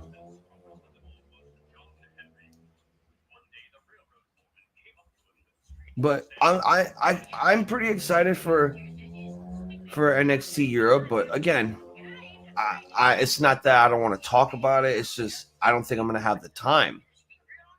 But again, when it's like pay-per-views, definitely watch them. I'll definitely watch them. No doubt about it.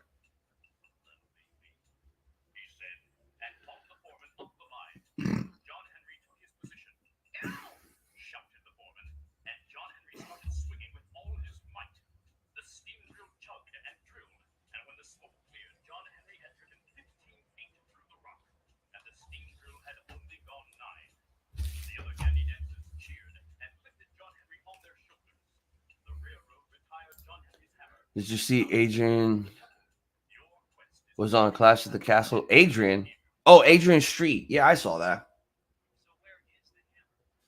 John Henry's lost hammer can be found in the room of the Golden Idols. Yeah, I saw that. Like, that was pretty cool, to have Adrian Street and Baby Doll there at attendance. I'm like, holy shit.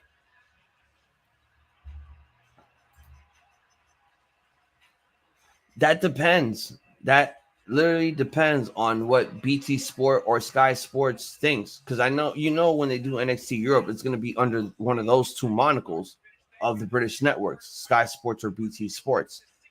So it's up to them whether to decide they want to do pay-per-views on weekends.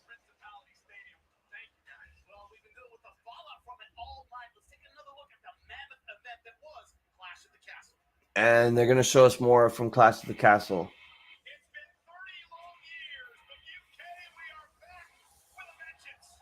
I'm not going to lie. This show was absolutely false advertised. We were supposed to be clashing at a castle, not a fucking football arena. What the hell is this? And not only that, I hated the fucking castle on top of the ring. It was stupid, and it didn't match the way of the entrance.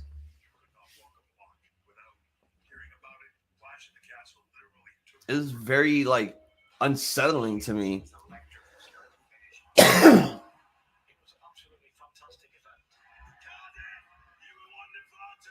Really? They had Tyson Fury on the press conference, even though he did nothing All he did was punch out Austin Theory. Why is he doing a press conference with WWE? Who's your favorite British wrestler? Oh, there's a lot. I can't name a few, but honestly, I'd have to say William Regal would have to be my favorite British wrestler of all time. And that goes for his son also. Charlie Dempsey is a fucking amazing catch-as-can wrestler. I love it. It's because of Charlie Dempsey is why I started watching Billy Robinson matches. Then I'm like, okay, this is probably some shit that I'm probably gonna learn. And that man actually taught me a lesson that, like, oh, don't sleep on great British wrestlers who have made their name in this business doing what they love.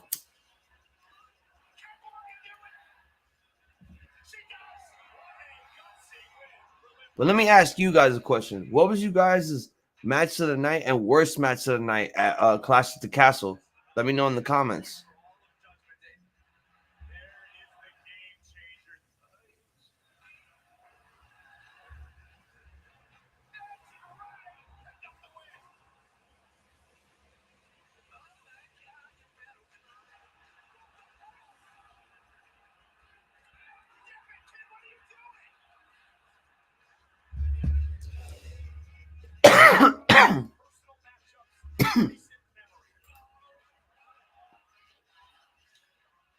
This weekend, honestly, was an amazing showcasing, not just for WWE but for NXT and AEW. But honestly, like if I was to compare them in a tier mode, like All Out was first, Clash of the Castle was second, and Worlds Collide was third. And Worlds Collide was not that much of a bad event. It just felt kind of lacklustering, but it had its moments. I'll give it credit.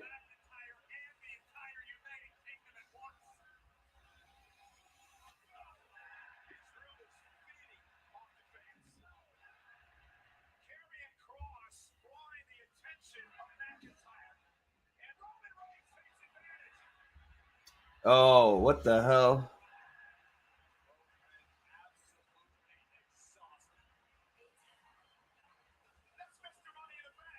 Wow. EC3 wrote a statement on his Instagram page talking about Braun leaving to go to WWE.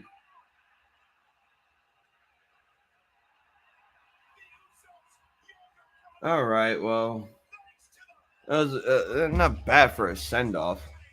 Yeah, Frank Gotch is another one. What's your thoughts on wrestling OG George Hackensmith? He was that guy. I heard he had a lot of great technical prowess in the wrestling business. So did Frank Gotch. Oh, there he is. There he goes.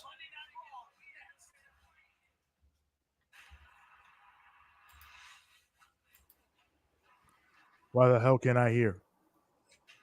Why the hell did I do an 8.5 hour stream last night? Goddamn thing, pal. Give me a moment. Oh shit. Oh man, someone's audio's fucked.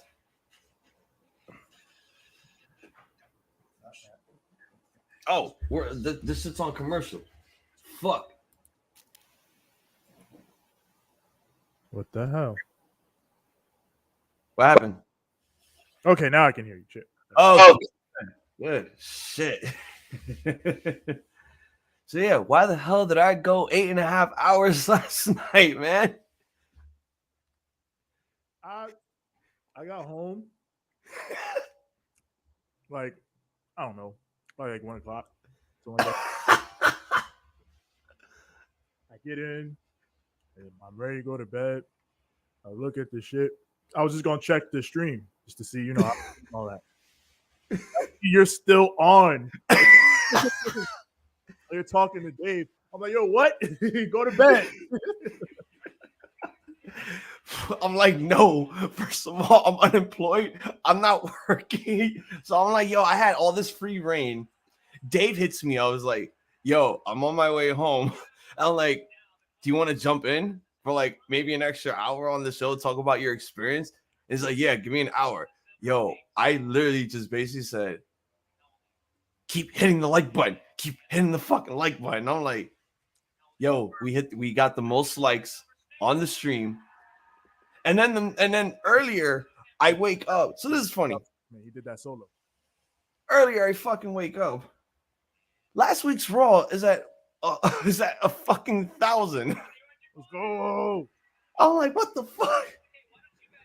I'm like, so what's going on here? But no, I was just like, I had way too much goddamn fun. I figured, why the hell not? Because normally I told everyone, normally when we do this, we're done. Like, we have lives. But since you guys weren't around, I'm like, fuck it, let's have some fun a bit. Yeah. Paid off. I didn't go to bed till 4:30. That's crazy. Yeah.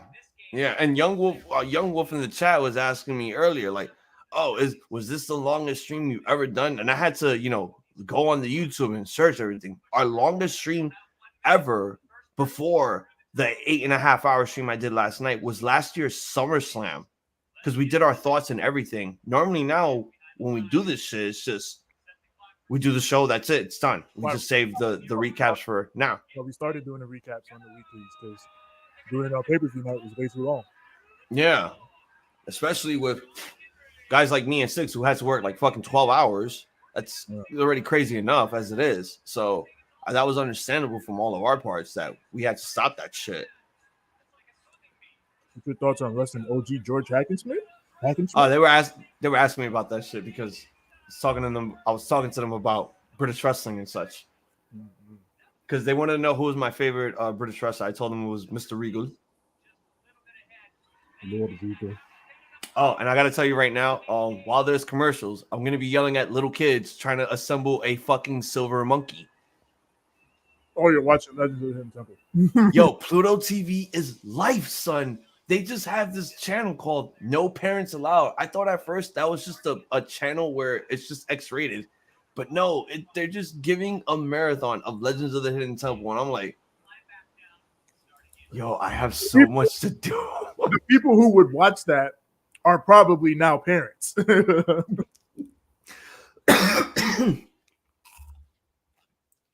So yeah, that's now basically been a thing with it now. It's just I'm gonna start yelling at kids who just do stupid shit. They can't put a fucking monkey together or can't figure out how to open a goddamn door to a fucking room.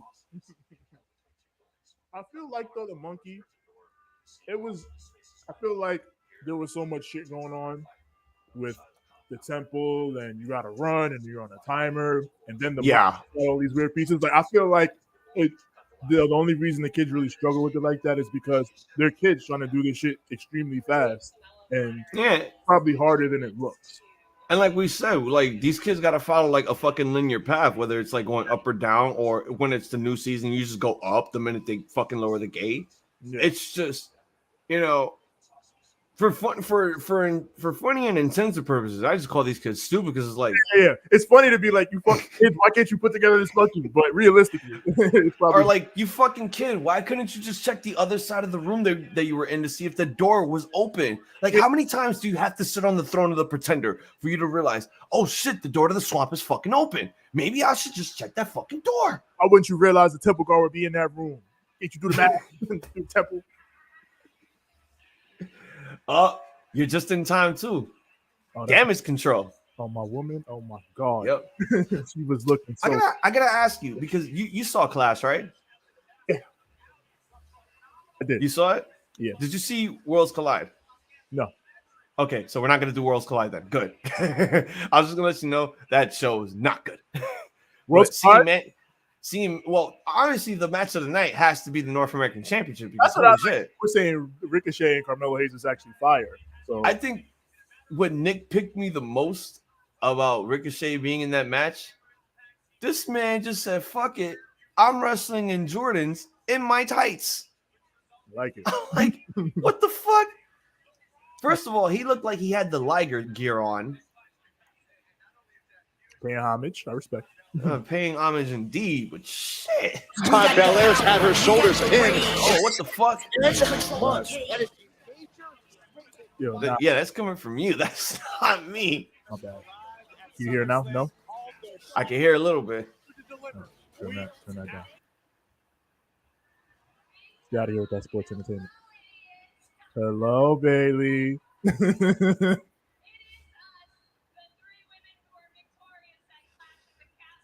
So yeah, we'll be giving you guys a Clash of the Castle recap right after Raw.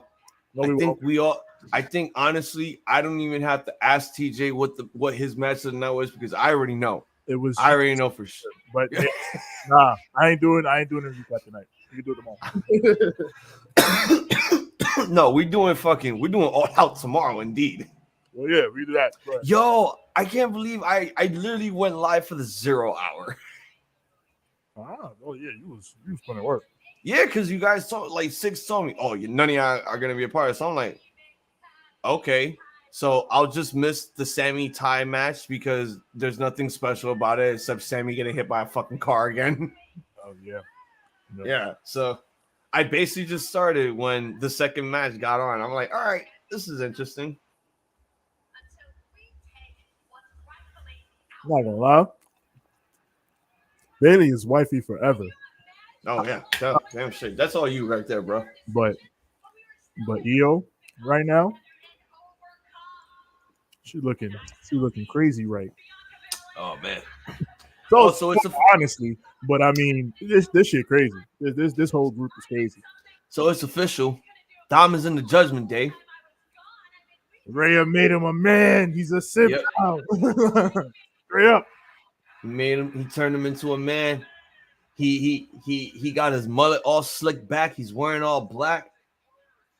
And he's just ignoring his father. And I would have been like, bro, I am Hispanic. I am your father. Don't think I won't beat your ass in front of everybody here, shoot style. It's too late. Dominic is under the power of his poppy. Nope. Of his Dom Boppy himself, Rhea Ripley. God damn it. Oh, and Judgment Day got merch now. Yeah. They got shirts. All right, Beth, you and I, 101, right here, right here. Shit. Tonight. Right here, right now. Oh, shit. Copyright. We don't want to get copyright. Gotta sit down on sports entertainment.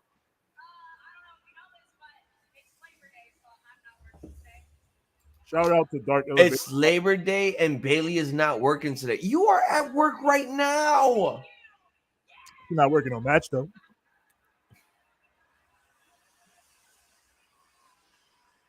I think we're going to get Rey Mysterio versus anyone from the Judgment Day tonight. It could be Finn, it could be Priest, or it could be his son.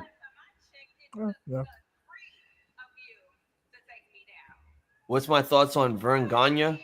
I think, Vern Gagne had a unique style of wrestling in the 80s with AEWA. Honestly, I think he still holds a grudge against Vince. Honestly, I think he still has a grudge against that man. I thought he was one of the many victims of Vince. No, it was like he got screwed, Stu got screwed, and certain other promotions got screwed. Like some basically got bought out by Vince.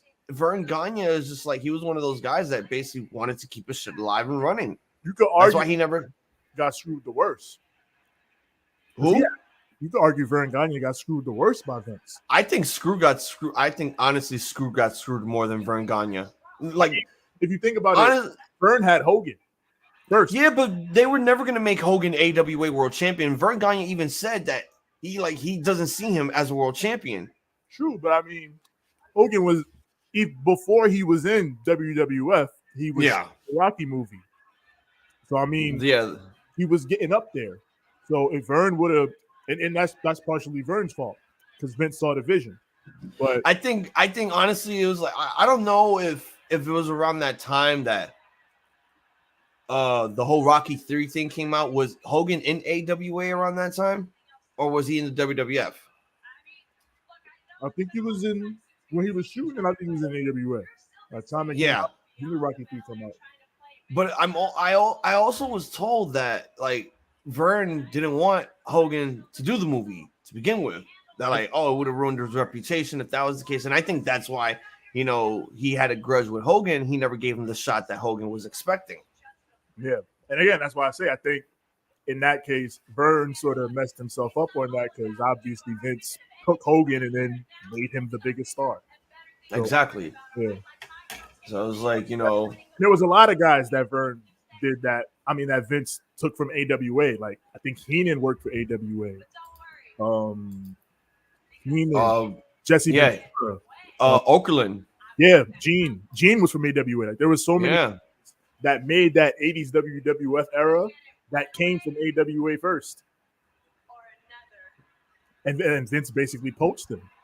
So Yep. it did. Vince screwed everybody. So I mean, you could argue whoever, but in terms of just like the star power, I think like he killed Vern. Yeah, no, like he honestly like killed Vern there, and like Vern could have took all the money that Vince was literally offering him. I don't think honestly I don't think Vern wanted to let go of what he had because he knew that what he had was a gold mine. But the problem is that Vince single-handedly was becoming way too powerful by grabbing everyone. All right, so we got Damian Priest taking on Rey Mysterio now. Okay, yeah, I've tuned away. Vince, he saw the vision. He saw the vision, and he was more futuristic than the territory guys at that time because he saw what he wanted to do with things like WrestleMania and expanding to monopolize nationally and internationally and all that. While a lot of guys just wanted to keep the system the same way it had always been, they didn't want to rock the boat. But I mean, it's like we talked about before. And like I said, I think it was going to change anyway because of the way media was changing, because of the way society and everything was changing. I think a lot of those guys got stuck behind, and Vince was able to push ahead in part because of that. Yeah, and like nobody. I mean, you could say that Vince was never like, oh, he was a territorial person. No, his father was not Junior, not Vinny Jr. He was a guy that like, okay, here's the opportunity for me to strike at best and make a name for myself, and then I'll start buying whatever I can. Like, yeah. Everyone likes to bring up the history that like, oh, the Vince McMahon character never really started in Montreal. That's true. The Vince McMahon character, Evil Vince, originally started in Memphis. Yeah, I was gonna say in Memphis. Yeah, everyone likes to say that like, oh, the Montreal Screwjob basically is what is what got Vince to break out of his shell and become this evil mastermind. Like, no, he's been that since he's been working with Jerry in fucking Memphis at the time. The Montreal is what brought it to WWF, but exactly, Glenn Kane is a prime example. Like he would tell people how Vince was in Memphis in the fucking early '80s and '90s. Vince was like his dad when he bought the company from his dad. His dad had told him, you gotta stick with the system. Stick with the guys in the committee and the NWA and all that, and you still gotta rock the territories. And when Vince's dad died, Vince was like, well, you know what time it is. It's time for me to start running things around here. I mean, what the fuck was that? What the hell was that? I mean, his father gave him $1 million lump sum, and he bought the company with that lump sum. Like, you are out of your fucking mind. Yeah, man. It took Vince McMahon to appear on television, to get dropped out, for everyone to basically, get paid all this extra shit. And all of that was the reason why WrestleMania was invented. Jim Crockett basically paid for WrestleMania. Yeah, more or less. So it technically should have been under the NWA fucking monocle if it was technically Jim Crockett that, had to pay for that show just to get Vince off of Georgia Championship Wrestling because they were supposed to give that spot to Ole Anderson. Black Saturday. Speaking of Jim Crockett, Tony Khan at that presser with that quote, I got more fucking money than Jim Crockett. That's crazy. Yo, that shit should have been on a rap verse. Facts. Tony was like, I'm not fucking taking this shit no more, man. But yo, Silver Snake. Yeah, hit the fucking button, you Silver Snake. You could have went down to the fucking Throne of the Pretender, but I guess they're going into the Heart Room. All right, come on, Silver Snakes. That was my squad back in the day. I was like, yo, I was all about. I'm a purple parrot, nigga. Purple parrots. Let's go. If oh, there's the Temple Guard. Damn it! If you didn't have the pendant, there would have been a kidnapping in this game show. Yo, so I was thinking to myself, they had 6 teams. Why can't they add 2 more in the 90s? You know, how would it feel if 4 kids came out as 2 other teams, the Black Panthers and the White Tigers? That would have been dope. Shit. This dude is still stuck in the heart room. Oh my god, all the way down to the throne of the Pretender. Temple Guard is about to pop up.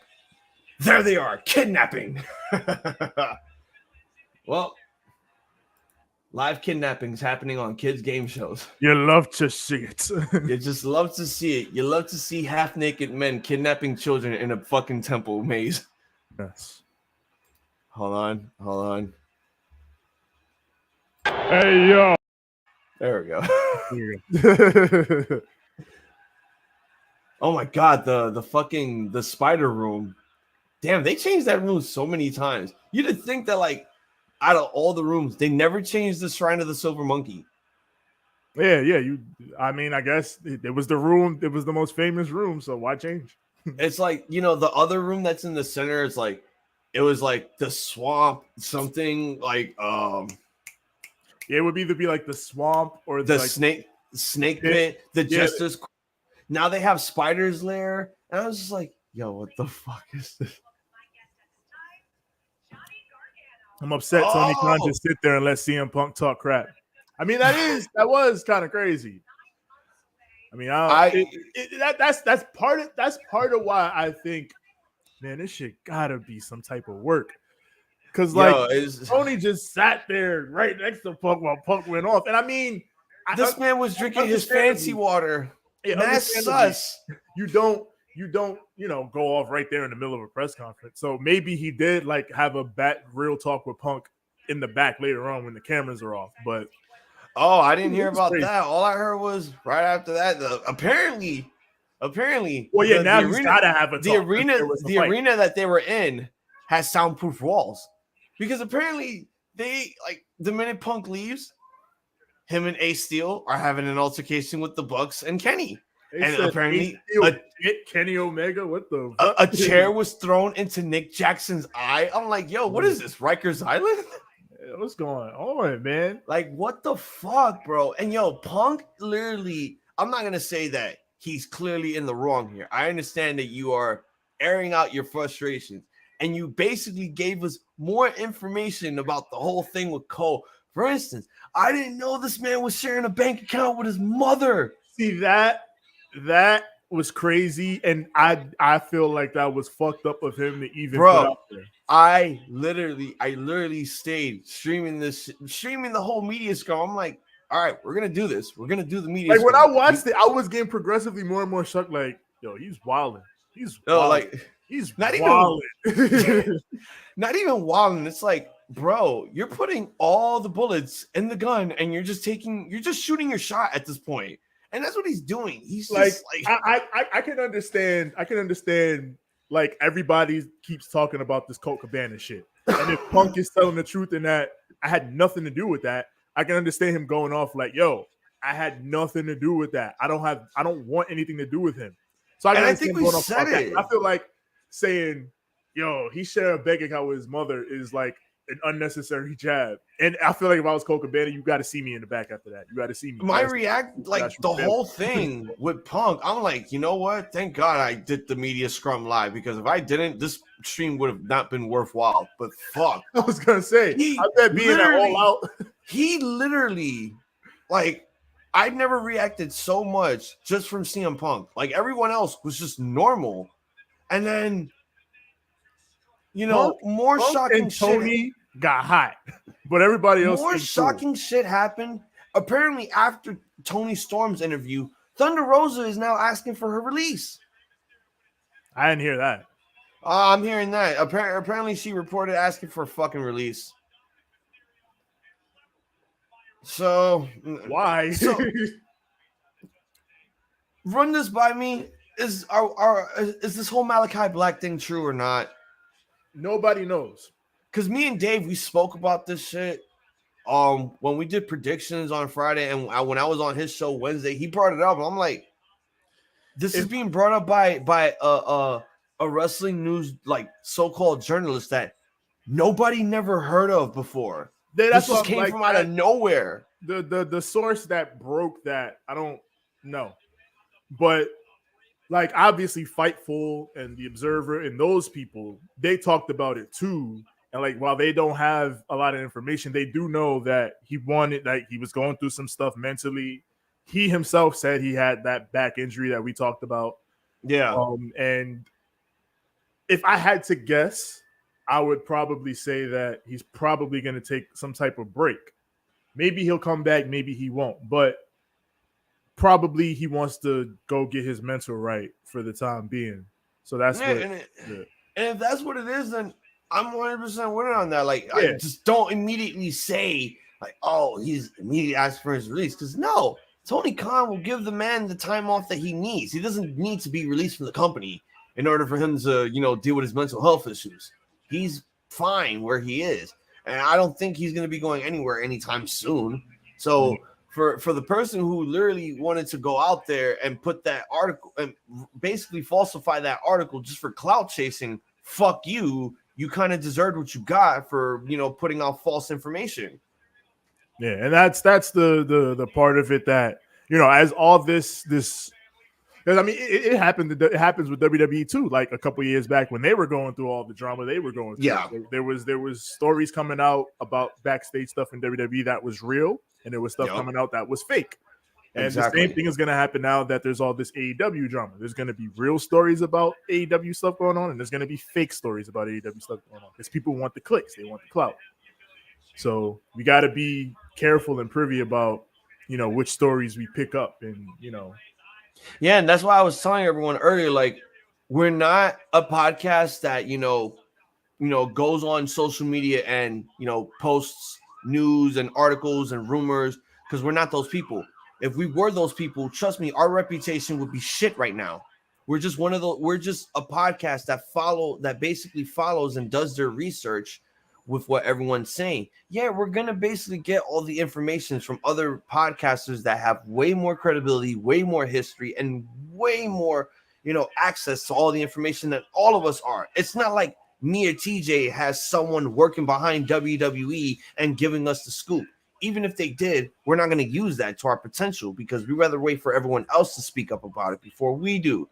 So we're not one of those people that is apparently going to put out a major news article that is being brought up in wrestling until we get the research and information. Everyone else could do it, but you're just putting your you're not even your lives. You're just putting your reputation on the line as a wrestling journalist and a historian who loves this business. Yeah, like don't believe the hype. I went to college for journalism, so exactly. I take journalistic integrity seriously. So even though we're not technically journalists here, but yeah, we're not the press. Yeah, we're not the press. We're a podcast. But exactly.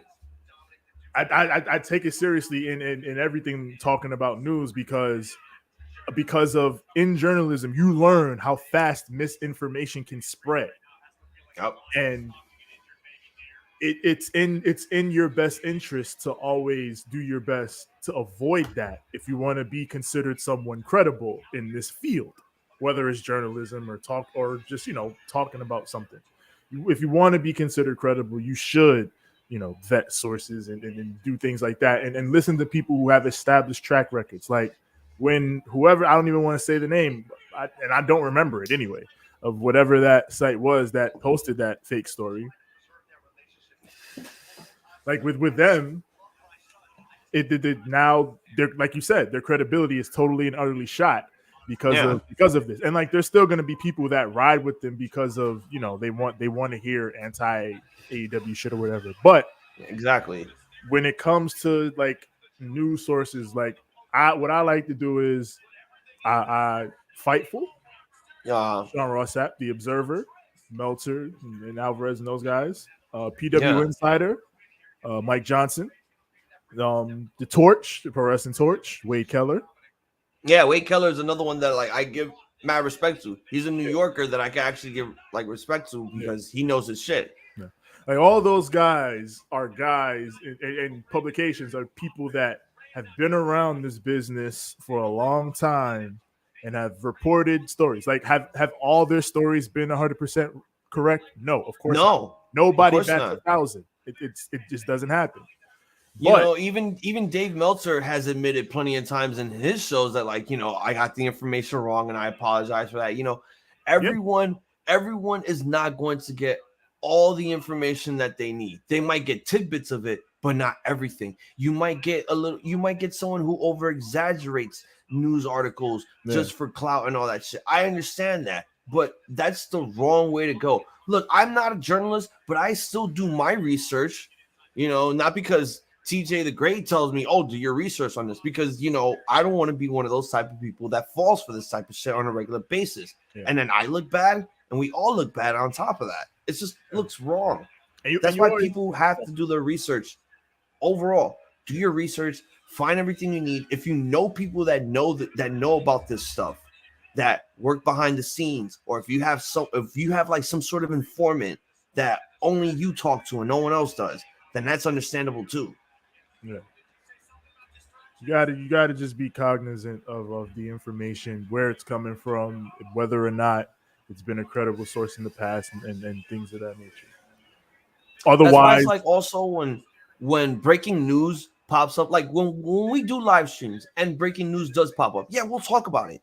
But we're not going to go into full detail onto what it was. We're just going to give you our thoughts and opinions about it, because that's what we do as a podcast. If we're going to be serious about, you know, certain things that break on the fucking internet, then yeah, we will do our fucking research and take the time to speak about it. Yeah. You know, I did all my research last night and then I found out a fucking fight took place and I'm like, oh shit.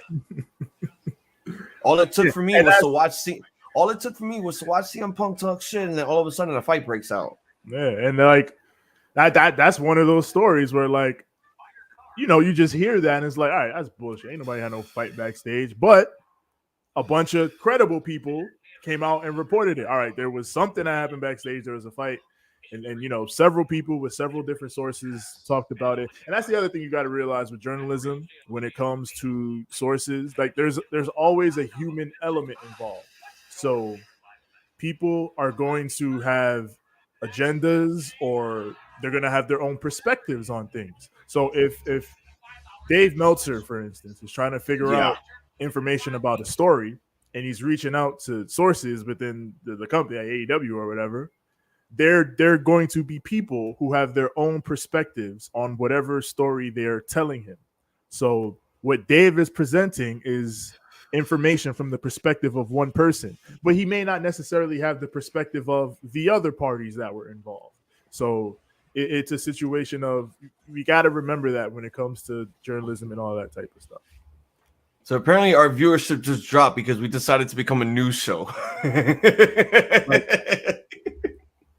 People don't want the real. They want bullshit. They want bullshit. That's what they want. You got to give people bullshit.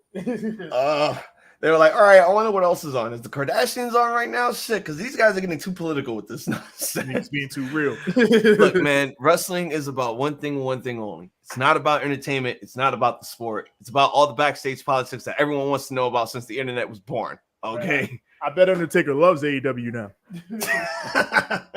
We know Austin does at this point. He loves him some TNA. Yeah, that's right. The men's is men's back there. They throwing hands.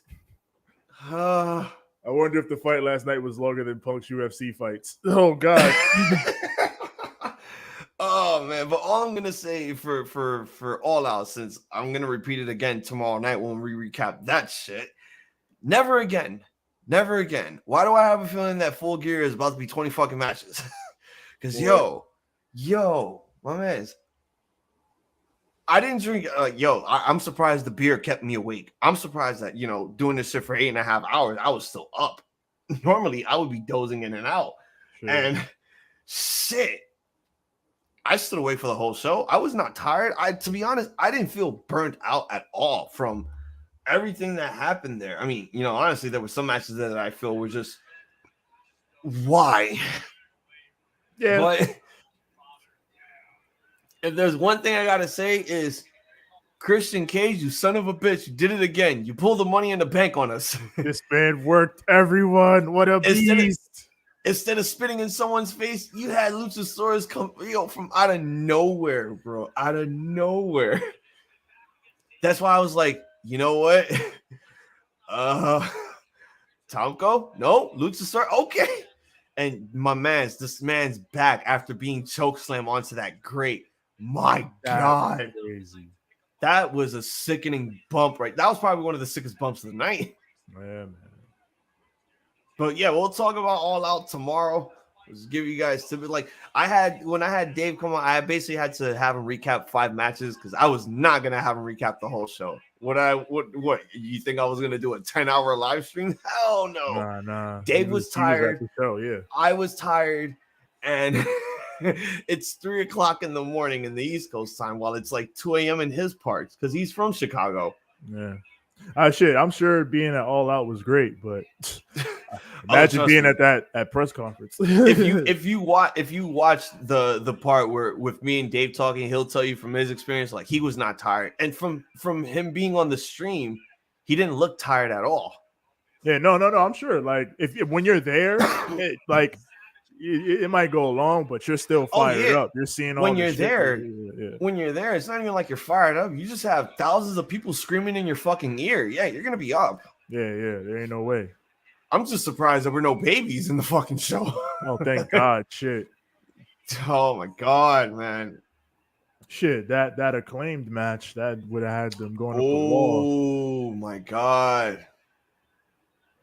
We're gonna talk about that for sure. Can I just tell you honestly what my match of the night was throughout the whole show? Sure. It was on the 0 hour. Eddie and Ishii. Yeah. It was fire. It was definitely fire. And I think like I think I said it, like I'm gonna have to look at the video again because I gave it a grade, and I think I gave it a 4.5, and I think I'm still gonna go with that. Yeah.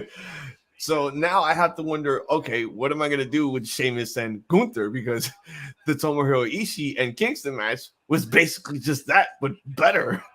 It's a tough call. I gotta think about it a little more. I probably will, but I mean, who knows? Maybe I might like. I don't know if the 4.5 for that match might be my official grade. It might go up again. I don't know. Yeah.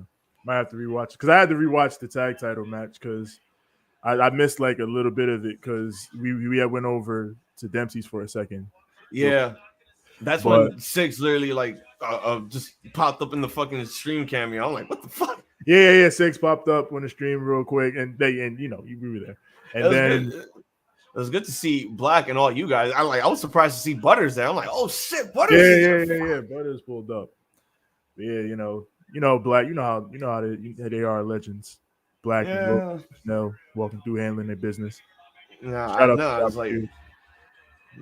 to them indeed. Like I miss those guys so much. Like hopefully, if I make a return, if New York is not as fucking crazy as it is now, I would love to fucking come back. But the best part about doing the whole fucking live stream was, I had no issues. My shit was just running smoothly. Oh, hell yeah. I'm like, yes, I don't have to switch to any other shit. I can just stay where I'm at. I have no problems. And you can tell by the sound of my voice, I'm fucking dead. No, yeah. I yelled way too fucking much. I think maybe the 0 hour at the very end got me to the point where like I almost lost my voice. And then the rest of the show is like I kept screaming until it was time for my wife to go to sleep. Yeah. The end, I think I probably yelled the most at the end. Everybody yelled at the end. I think I yelled. Yeah, I yelled the most at the end. Well, I yelled what I can at the end because the voice was already dead. But I yelled the most with the ladder match and the whole shit that happened there. I'm like, Retribution? That's what my thought was. I'm like, Retribution? Ali's still in WWE. What are you doing? Then the music. This man bought a fucking Rolling Stone song, Sympathy for the Devil. That's crazy. Oh, my God. And it was perfect. It was fucking perfect. Yeah. My whole thing was, like, everyone kept saying, I know you guys were saying at Dempsey's or in Legends, like, oh, it's MJF, it's MJF. A lot of people were saying the voicemail. I wasn't sure. Like I wasn't it's MJF. I wasn't sure. I wasn't sure either, but that was probably the obvious choice. And I wasn't gonna be like everyone else. I wanted to be like, oh, it could have been some guy mentioned Marco Stunt. I'm like, that man did not get juiced up and grew a pair in like fucking 2 weeks. Like I was trying to think. I was like, MJF makes sense, but it's like It might be somebody else though. Someone said it was Jeff Hardy, but I'm like, Jeff Hardy's tall and he's not brolic. Yeah. So like I knew it was him when the voicemail happened. And Tony's like, I want you to come back. You don't have to sign an extension. I'm like, okay, yeah. It's more MJF. Money. It's no extension. So like, wait, so he still has until 2024. So no extension whatsoever. It's just a big payday. Remember what I said. They are doing the Summer of Punk storyline with MJF. He is going to it's gonna walk with the title. It's gonna be the Winter of Maxwell. Mm-hmm. Everyone's basically saying Winter is coming. He's gonna win. No, I'm sorry. Everyone's saying the Queen show is where MJF is gonna win. I would love to see that happen. That would be historic. After we had Omega and Danielson open the show and it became a draw. Yeah, I think quite possibly Tony Khan would do anything in his power, not only to boost the rating, but just to give this man the rightful place that he deserves, and that's being on the top spot. And Tony did say he wants to establish Grand Slam as the biggest Dynamite of the year every year. And doing something like that on it would do that for sure. But yeah, that could be the obvious two choices. It could be the Queen show or it could be Winter is Coming. You know, if you want to do the opposite of summer, do it winter. And you basically have the Winter of Maxwell or Maxwell's Winter. Whatever the fuck you want to call it, single-handedly, you know the man is going to get the belt. It's going to happen. Yeah, he's definitely getting the belt. There's no doubt in my mind about that. If Tony Khan just, pulls some extra shit, I'm not saying at the last minute. I'm like maybe like week before Full Gear or somewhat. Quite possibly, MJF will probably get pissed off and be like, "Oh, we're gonna keep going with Punk." I'm like, no, now would be the perfect time because at this point, MJF is looking like the ultimate babyface. He got the hugest pop in Chicago, and at this point, they didn't give a fuck about Punk. And I think after the media scrum, I think Punk is literally about to be booed on Wednesday. That's another part. Like I've been saying this whole time, man. I think he's turning heel, and like after that shit, and I mean, a lot of people that go to the shows might not even know about the media scrum or care. So they may just be like, CM Punk. I love CM Punk.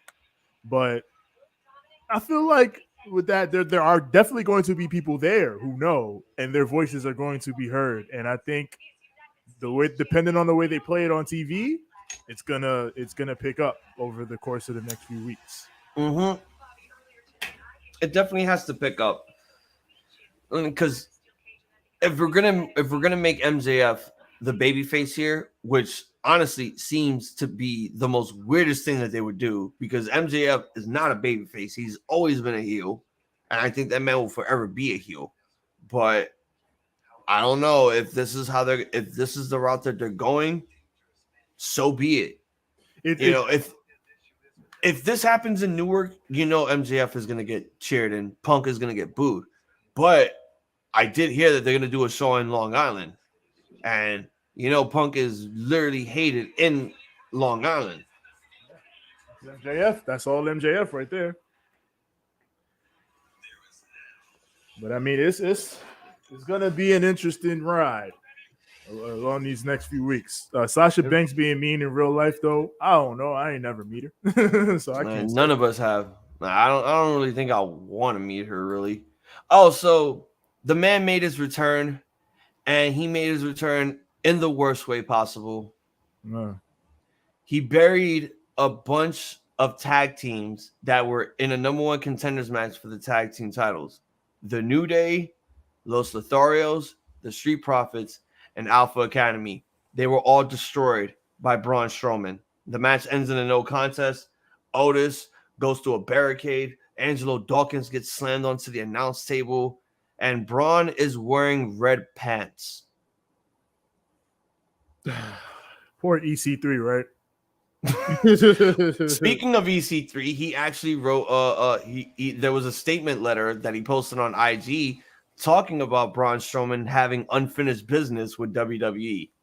And basically, he has controlled his narrative. I'm like, what narrative did he control? There was nothing. There was nothing there in that promotion that basically said these guys are controlling their fucking narrative. No, you guys were basically cosplaying your favorite Tyler Durden movie and decided to just become the edgy promotion that was supposed to be cool and hip. But no super kicks, no Canadians, like kiss my ass. It was trying to do Fight Club. Nobody gave a shit outside of the initial memes, and then fucking. Once Triple H got in and started calling motherfuckers back, they got out as soon as they could. Fucking Cross got out, Braun got out. They all like, if EC3 gets the call, he'll shut that shit down. Like, yeah, because already like one half of your founder of this bullshit promotion is gone and is now in WWE. You're the only one left. So once you get the call, it's like, yeah, we're done, it's over. And I'm like, you guys should have never done this from the start then, if that was the case. If you guys honestly knew that this promotion was not going to head nowhere, and a lot of people were literally saying this shit is not going anywhere. It's really not. It's just the cosplay version of fucking Fight Club. Guys just wrestling in hoodie and all black clothes and all that shit. I'm like, what's next? You're going to start blowing up Starbucks and shit? The fuck? I mean, with those guys, I feel like you could have done something, but I think the way they went about it was weird. And not only that, Braun's tweets is what basically got the promotion to literally reach its downfall, since he wanted to talk shit about guys going to AEW, WWE people, and apparently it's what got him banned. Socials is Braun being a weirdo on the socials is also what fucked it up. But I mean, exactly. It's like, and bringing in Austin Aries is like basically, that literally, ruins your credibility by bringing in an unprofessional piece of shit like Austin Aries in there. Yeah, like, and then I think the line of reasoning behind that was like, people should have the chance to, explain their own side of things. But I mean, like, Austin Aries has maybe said some dumb stuff in his life, but I mean, also, like you said, was an unprofessional piece of shit toward fucking Johnny Mundo. So yeah, and in WWE also, and apparently also what I found out about this, because there's a lot of things that I found out about this Fed. They were also bringing in guys that were blacklisted from the company. So imagine if the speaking out movement took place around the time CYN was created. Oh man, oh shit. Imagine the controversy these guys would have. They brought, guys like Gentleman Jack or fucking who had the worst of the speaking out movement in the British section? Shit. Oh, Travis Banks. Yeah, Travis Banks and El Ligero. Yeah, El Ligero too, yeah. All those guys, you're talking about bringing guys in who were blacklisted from the company that can't wrestle in these huge promotions. Imagine how much controversy that would look on your promotion and for the people that, work there. They're going to be uncomfortable. And it's like, and again, the line of reasoning behind it was some shit like everybody should have a chance to, say their story. But it's like, bro, there's a reason, and a very good reason, that these people are not getting work right now. So trying to be the edgelord promotion was not the move. So I guess, good for them that Triple H threw them a lifeline. Did you just call them an edgelord promotion? That's what it was. It was what they was offering fans the opportunity to get in a room with a wrestler for 5 minutes and say what they wanted to them. Like, what the hell? I'd look at it more as like a terrorist promotion to me, since they want to reenact their favorite Fight Club movie. That's why I said they're probably going to be blowing up Starbucks next. I mean, they do done crazy like that. So, but it was Dom has a goth mommy. Yes, he does. That's why. Yes, he does. And CYN still has Flip Gordon. I don't know. That man needs to walk out of the company because of Punk, and I don't blame the other side. I'm surprised Marty Scurll hasn't gone to CYN. Maybe EC3 was smart enough to be like, not you. Here comes Braun.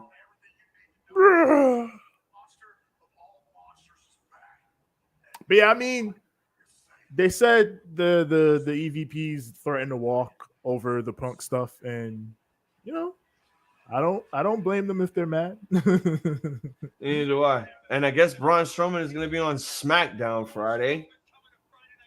But then it still raises the fucking odd question of all odd questions. Where's the guy that took Strowman's place? This nigga better pull up on Roman like, I'm not finished with you. That's what I'm trying to figure out. Where the fuck is the guy that replaced Roman right when he was released? Where's Omos? Friggin' Omos. Triple H Omos just is said- no longer necessary. We got Braun back. So what are we gonna do with MVP now? He gonna manage Braun. The fuck out of here! No, I don't want that man managing. Do all the that Omos man, shit. that man literally was gonna manage Duke Hudson before they said, "Nah, we're gonna put you with your people. We're gonna put your people over.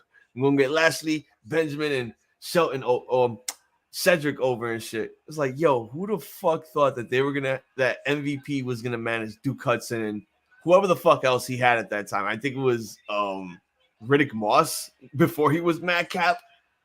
Before they turned him into a controller. A third-party controller. Yeah. People backstage say Sasha Banks is mean. I mean, I don't know. I've never heard that. Not saying you're wrong, but hurt. Hurt. I think you're trying to say hurt business. See, Wine still has flip. Yeah, you said. Yeah, man, this shit crazy. I'm about to play Roman. They're showing the footage of Riddle and Seth, and everyone getting their first names back. Riddle got his first name back. Yeah, Theory got his first name back. Oh, and Theory had a really good match with KO. Oh, good for him. Yeah, KO won, which is pretty good. My only problem with that match was they were going in picture a lot. Oh, okay. So it was like, they came back from picture in picture, and then 90 seconds in, another picture in picture. It was like right after Kevin Owens did a swanton onto the outside, and Austin put his knees up, picture in picture again. I'm like, the fuck are you guys doing? Yeah, that sounds like some AEW shit. But the thing is, they did it twice. They did picture in picture twice for this match. I'm like, why? Oh, that's crazy, yeah. Yo, I started playing Rumbleverse when I was watching Clash because I don't know, I got bored, I guess. I was watching the Judgment Day match. I started playing Clash and I won. I got a fucking win. I was like, God damn it, I should stream this shit. Yo, you know what was so funny about that? Like, well, I didn't play Rumbleverse Sunday, but I did I had Worlds Collide playing in the background because it's like, I don't go fuck at this point. It don't feel the same anymore. Is it just me or did Call of Duty Vanguard get fucking better? Because I was just killing niggas and winning, and I'm like, yo, this is better than watching Worlds Collide. I'm just winning, and I haven't played Vanguard in months. So I don't know what the fuck was going on, but apparently they updated the fuck out of it, and I don't know if I was just really angry on the fact that I'm unemployed and I just kept killing everyone, but the game got better and I just kept winning. I'm like, what the fuck? Yeah, usually that game would kick my ass. Had a solid ass run. You was having one of them good days. I remember those days on Call of Duty. Yeah, you had one of those days where you fucking smoking everything. Yeah, and again, I haven't played Vanguard in months. When I first purchased it, I played it a lot. And then I didn't play it for a while, so I missed like maybe 3 seasons. So we're about to hit the last season pretty soon, and Modern Warfare 2 is about to drop in a couple weeks. It is. So I know most definitely I have to get my hands on Modern Warfare 2. I'll probably check it. I gotta get fucking 2K. I'm gonna get it this year. NBA. I already got WWE. Oh, NBA? Yeah. Damn, I can't do that shit. Like I can't play the NBA stuff. It's the fucking it looks like hopefully it all pans out, but it looks like they did a lot to improve the game. And with the Jordan shit, I gotta do the Jordan challenge again, man. I stopped playing Madden because they just kept doing so fucking much. NFTs, microtransactions. It was a disaster. Like, bro, I'd rather play Madden 08. Yeah, Madden is cheeks. I don't play that. No way. Like, damn. And I was pro Madden, like straight up. Like that was probably one of the reasons why I don't watch football, but I'll play the football game. Oh, and Six is in the chat with Banter Club shit. Banter Club shit. You already know what it is. Mm-hmm. Well, he'll be making his return this week. for Dynamite, and Impact will be making What its a return this week dynamite also. for you to come back on 6. Jesus fucking Christ. This will be wild. This will be a dynamite for the ages, but I will still be continuing the live streams with Kenny and the call up and Dave from Pro Wrestling Podcast. I'll still be with them every Wednesday at 8, watching AEW, talking about the shit after, and don't worry guys, I'll still be making my AEW runs with Banter Club here or there.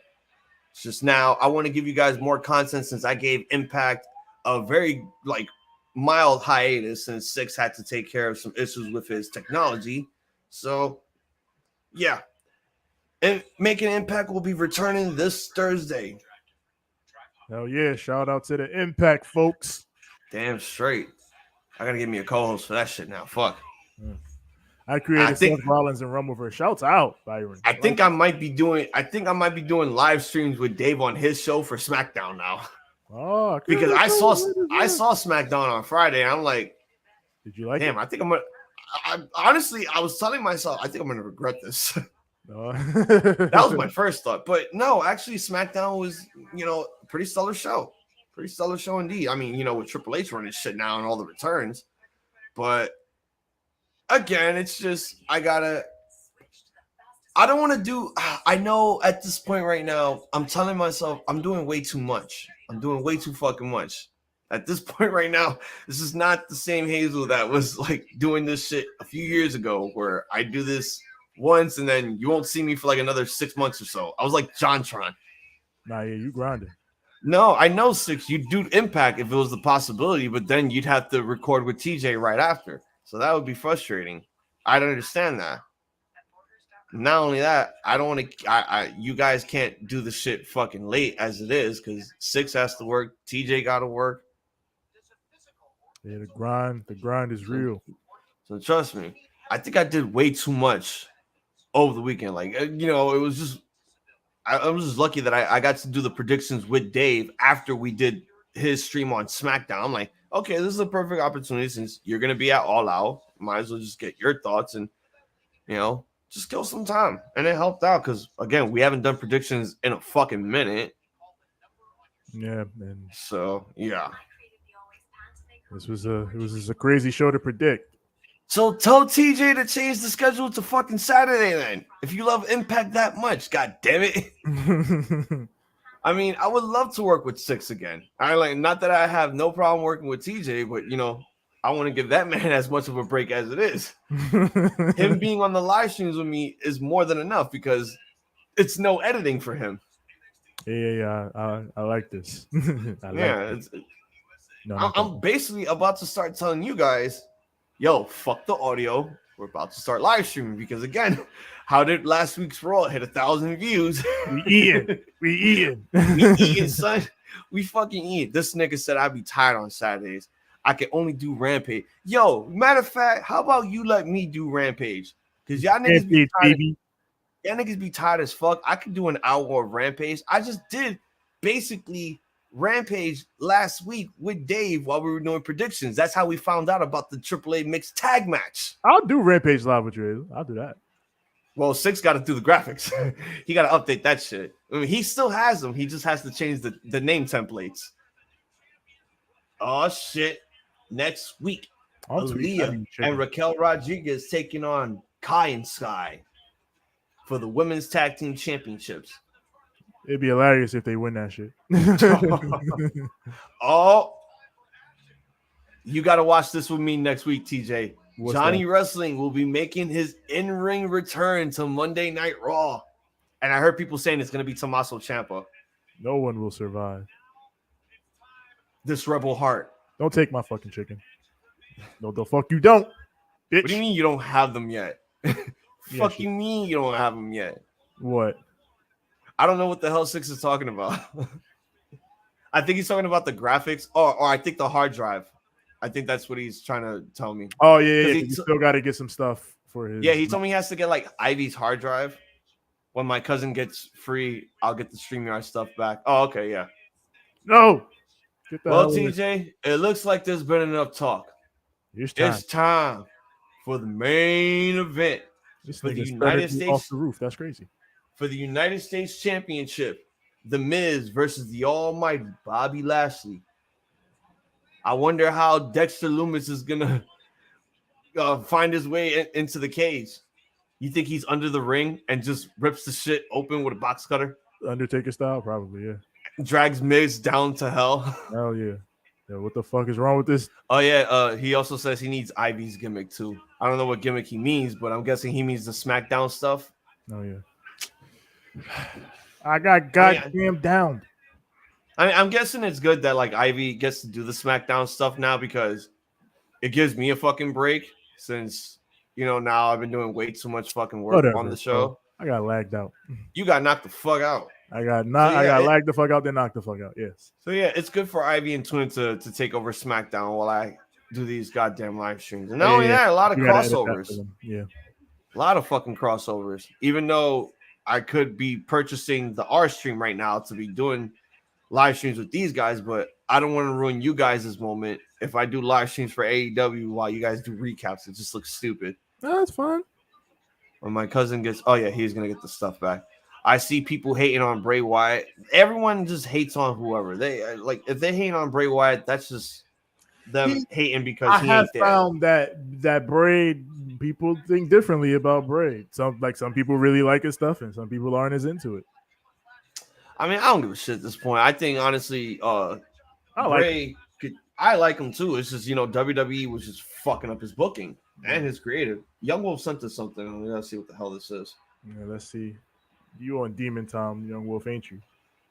Oh, he sent us a clip from the show. I don't know from what, but this man just sends us Nikita stuff and more Heart Sister stuff with them in bikinis. I'm like, God damn it. I seen the Jenny pic, all right? I opened up Instagram and here it is right here. I ain't even got to go in the inbox. All right, hold on. No, I gotta read this to you real quick. I think Jay sent this on our chat. It says this. So we march over to his locker room, and all of a sudden, I eat a right hand. A chair goes flying. Nick's on the floor, on Twitter. And that dark side of the ring meme. Ace is eating, and people are like, "This is an unsafe working environment." Yo. I'm like, so is Ace Steel a cannibal? Is Ace Steel a cannibal, or is he reenacting his favorite Mike Tyson match with Holyfield? Why did that sound like that? I didn't even realize that sound Speaking like of Mike, you heard he got a show on Hulu now? Who, Mike Tyson? Yeah, about his life. Oh yeah. About that. He got a show on Hulu. I definitely got to watch that shit because I think when we were all kids and we had the black cable box and HBO had pay-per-views, we would watch these fucking boxing fights on the black box. Now my mom would order them because she would throw fight parties. Oh man, my stepdad would order them, but he knew that when he had the black box, he had everything like for free and shit. If it was a Tyson fight, then yeah, she was ordering that shit and throwing a fight party because it was Tyson. Why does Six feel like he's being worked? With the punk stuff and all that. Yeah, I said that. I feel like it's a work. Like there's so much stuff that adds up to it being a work. Did he see the media scrum? I would have to assume he saw it by now. Because Six, god damn, this man. You haven't seen the scrum, Six? Watch it. It was crazy. Just watch my reaction of what Punk had to say on that scrum because shit. But Ace Steel a cannibal. That's a new gimmick. Let's get that over. Fat cannibal Ace Steel is crazy. It'll be better than Shayna Baszler apparently biting the neck of Becky Lynch. Right? She's a vampire now. What the hell and the Miz clocks Bobby Lashley with the belt and the match is underway.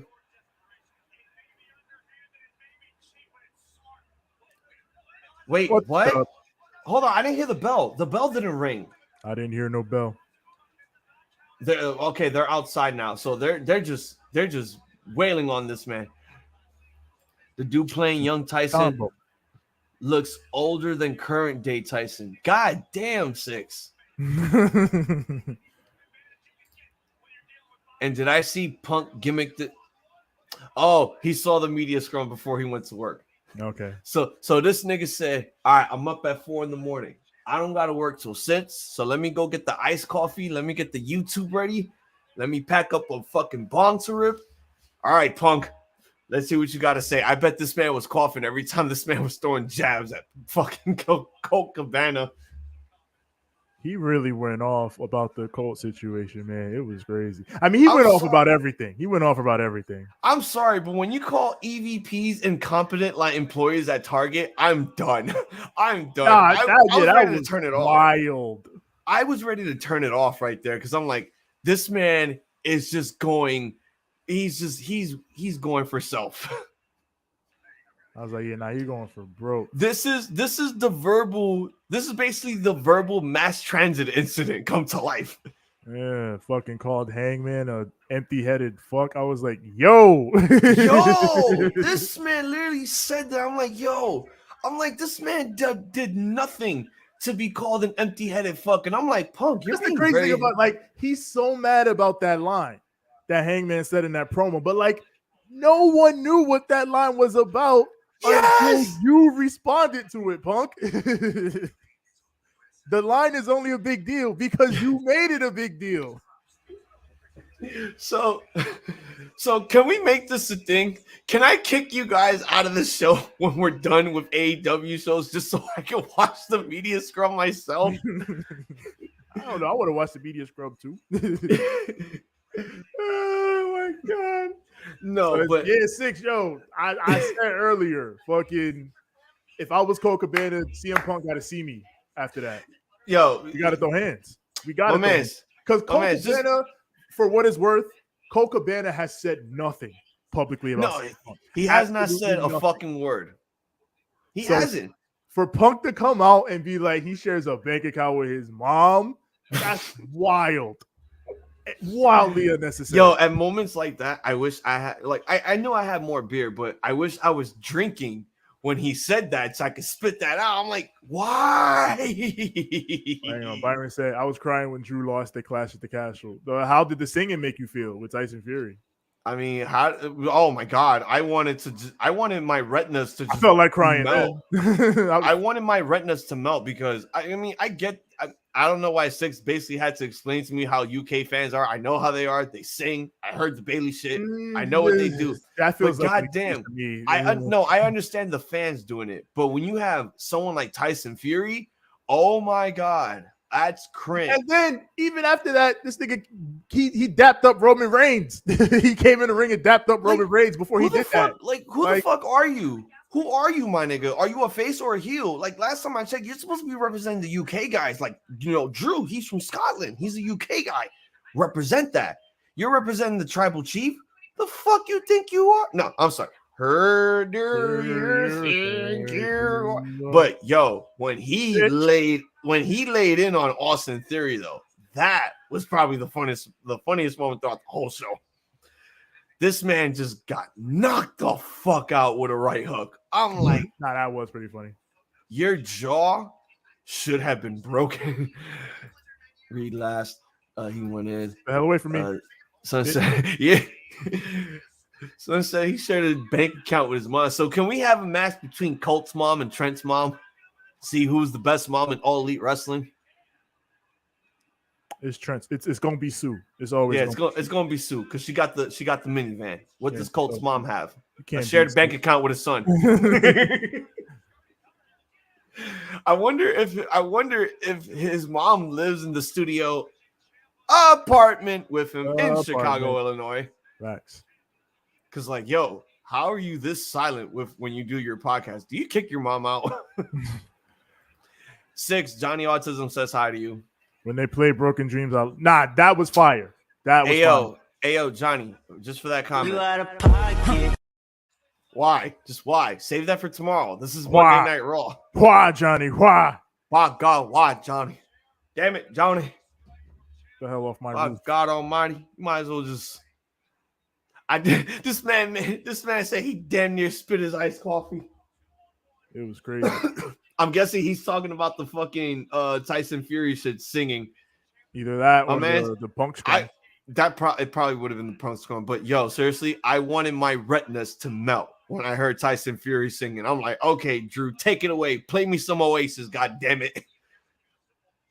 Nah, that was like, I get it. That's fucking British sports culture, but man, that boy should have fucking won. Like, and if he wasn't gonna win, just get the fuck out. And hey, but you know what? The tribal chief always had a plan, and the plan was, I guess, Triple H said, "Hey, yo, Solo, how would you like to become a member of the bloodline?" Yo, it's like, all right, what do I got to do? All right, what you got to do is you got to stay under the ring for the whole entire show until your cue is ready. Yeah, see, the Usos can't travel because they be doing DUIs, shit, but yeah, and alcohol. We need somebody to interfere for Roman. So yeah, I guess I mean I don't. I mean, what the fuck? I'm kind of with it 100% because I had that feeling that like Roman had something up his sleeve, and it wasn't Paul, it wasn't the Usos, because we know the Usos' history with alcoholism and police and travel issues.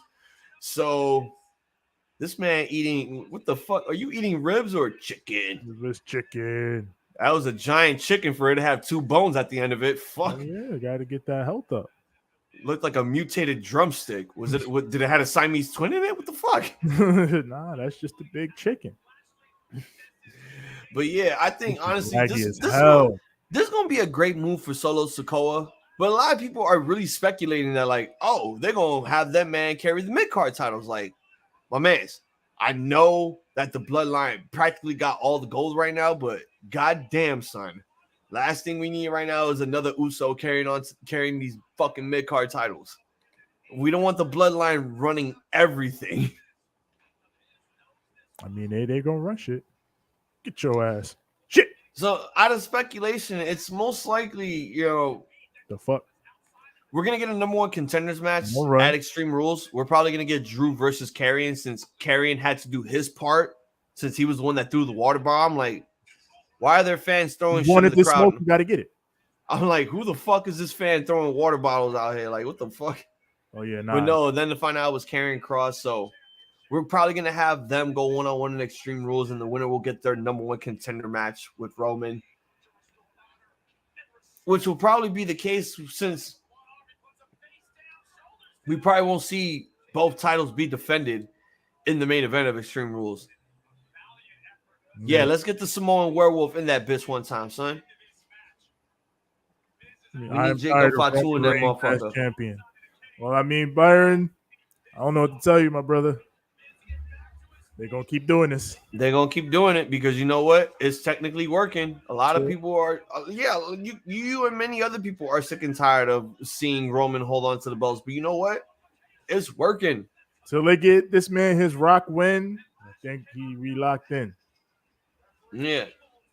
Like, as soon as we get that, whether if it's for the belts or not, we're going to find out who is the real head of the table into the Anoa'i Fatu family.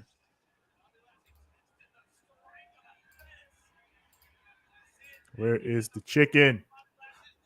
I would love to see Demon Finn take on Edge at Extreme Rules. Oh, what did you think of the debut of Mr. Satan in WWE?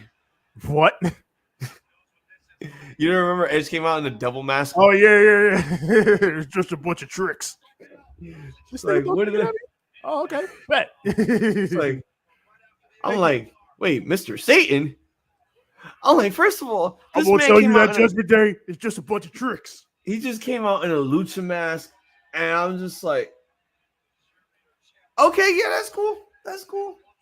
He's like, I'm going to squash you like the bug you are. And I'm just like, so are you Carl Anderson, since you like to say you like to fuck your hot Asian wife? This man has a hot Asian wife? That's what he said in the abridged series. He's like, yeah, so after I eat my Jimmy John's and drink my heat tap and fuck my hot Asian wife. I'm like, what the fuck? Carl Anderson in this bitch. Hell yeah. So does that mean Napa is Doc Gallows? Goddamn deviled eggs. Shit. Bitch. That's when you fucked up. Trying to eat that goddamn chicken. did the Busaiku knee. this man with his pagans, the OG pagan, allegedly might have granted his release. Oh, yeah, well, if it's Malachi Black that got his release granted, then cool, real cool. I wouldn't. I don't understand why he needs to be released. Tony Khan just could have told him, "Yo, take time off. Go take care of your mental health." That's what I'm saying. Like, we don't know the true story yet, so we gotta see what happens with that. This is stupid. But speaking of stories, what's apparently Velveteen Dream likes to film people in the bathroom. Yeah, EC3 talked about that. But apparently, like, how do we know if he filmed people in the bathroom if EC3 just admitted that he deleted the fucking video?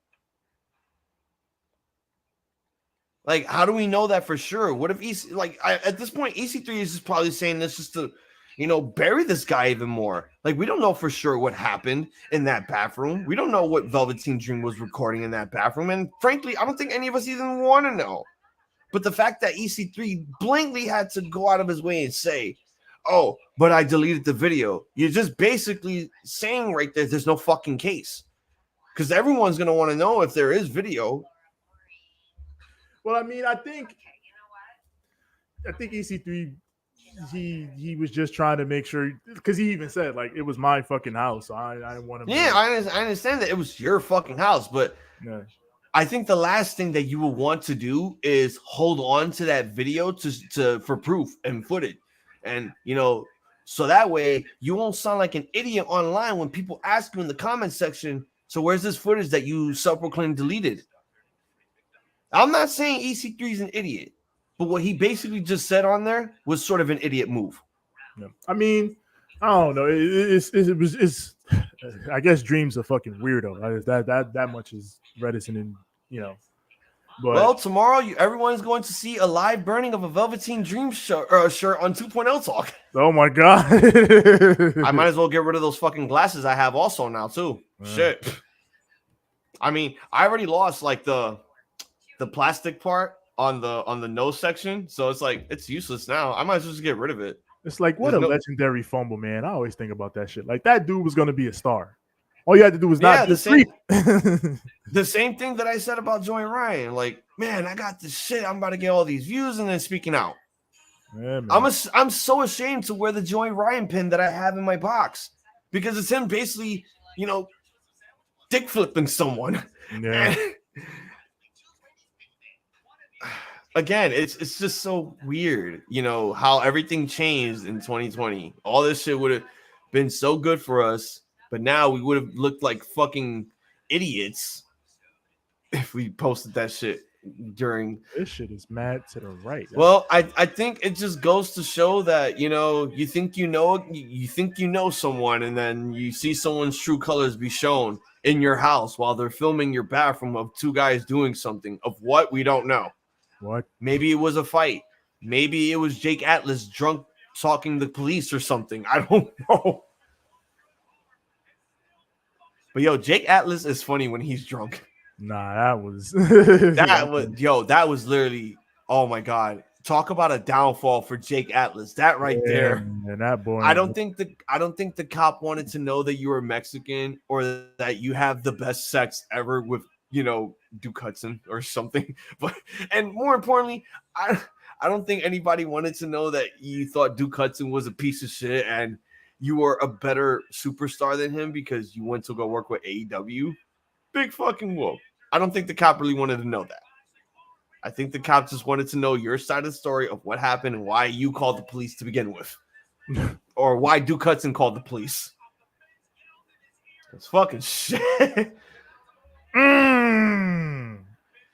That was beautiful. Jake Atlas is because I'm Mexican. I'm Mexican. And I have the best sex ever. I'm like, yo, you know how Rick James said cocaine's a hell of a drug? Alcohol is a hell of a drug right now. Hey, listen, Bronson Reed ain't even his name anymore. I still rock that shit. I mean, yeah, because he hasn't done anything wrong. I have to burn my Velveteen. I have to burn my Patrick Clark shirt because he's doing some shit wrong. He might be Bronson Reed again soon, though. You motherfucker. That's true. That might be the case, but I don't know. New Japan is really liking this man. I think they want to keep him around for a while. He's a part of TMDK, so let's not ruin that shit. What a disgusting pervert Velveteen Dream is. I mean, Patrick Clark. Oh, God. All right, Johnny, what the but if he didn't film Cora Jade. This happened years ago. This is why he I was told saying people, if he did, he was joking. He was joking. No, I know that he was joking, but I'm also telling people this video recording happened years ago. Right now, Patrick Clark is incarcerated because of a probation violation. Did you hear that Ashanti was the one that bailed out Velveteen when he first got arrested? For the drug paraphernalia, he got arrested. Well, the first arrest was something else, but then the second arrest was the drug paraphernalia, and then he got arrested again because of the first arrest because of a probation violation. So now he's officially incarcerated. Everyone saw the mugshot. He's in orange overalls now. Jesus Christ! Oh shit! Oh shit! Miz grabbing onto the ring skirt. Dexter Lumis might be under the ring. Oh, God, but if Dexter Lumis is under the ring, that means he might make Miz win and become U.S. champion, which is stupid. What the fuck? I was trying to get out my chair. Son of a bitch.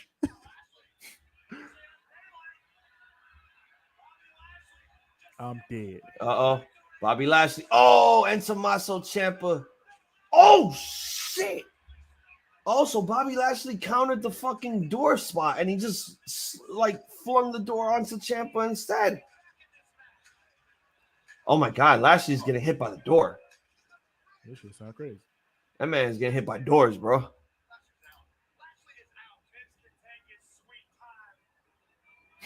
Jake Atlas is legit a Vince production.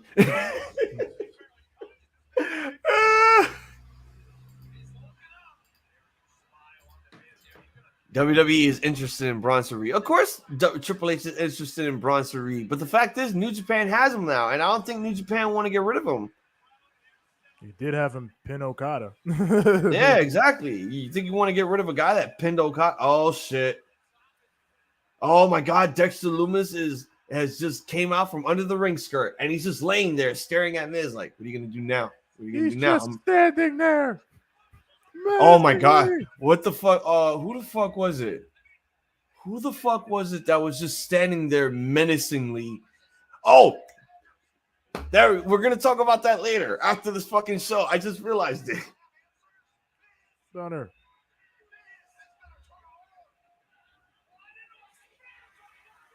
Stunner. 1, 2, it's over. Bobby Lashley retains the belt. All thanks to Dexter Lumis. Now raise the cage so he can kidnap this man again.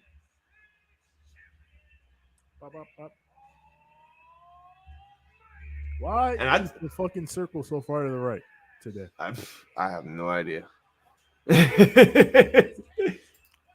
Putting us all by the Oh my God, Dexter is climbing up the cage. Oh God, my God. He's climbing up the cage. I would film Cora Jade, just joking. I know it has been years ago. Hopefully he stays in jail for a while. He's going to be in there for a while. It's a probation violation. He's going to be in there for a hot minute. Vikingo face Bandito in Mexico. Okay. Fire. I have the best sex, pal. I can hear it in Vince's voice right now. Oh, my paralegal tells me I have the best sex ever. But she tells me not the whole world. That's why she signs NDAs. Bobby Lashley just closed the cage door. Miz is trapped with Dexter Lumis, and he's choking him out right now. He's choking out the A-lister. Fuck God almighty. And all I'm thinking about right now, I want to get him Maurice's pants. I want to get him Maurice's bikini. Fuck that. That's a fact. That bikini in Cabo, bro. Oh my God. I put it in her. That was the case. Oh, he fell asleep. Now I'm gonna whoop your ass. Now I'm gonna whoop your ass. Asleep. What the fuck? Oh, he's stroking his face. He's stroking his hair. And that is the end of Raw, ladies and gentlemen. Whoo. What a great show that was. Holy shit. I was not tired. I wasn't bored. Actually, I was bored. And I was bored when it was the women's tag team match. I mean, what the hell? I got to get bored off of something in this goddamn product, and it has to be that. Why? Because Aaliyah is still boring to me.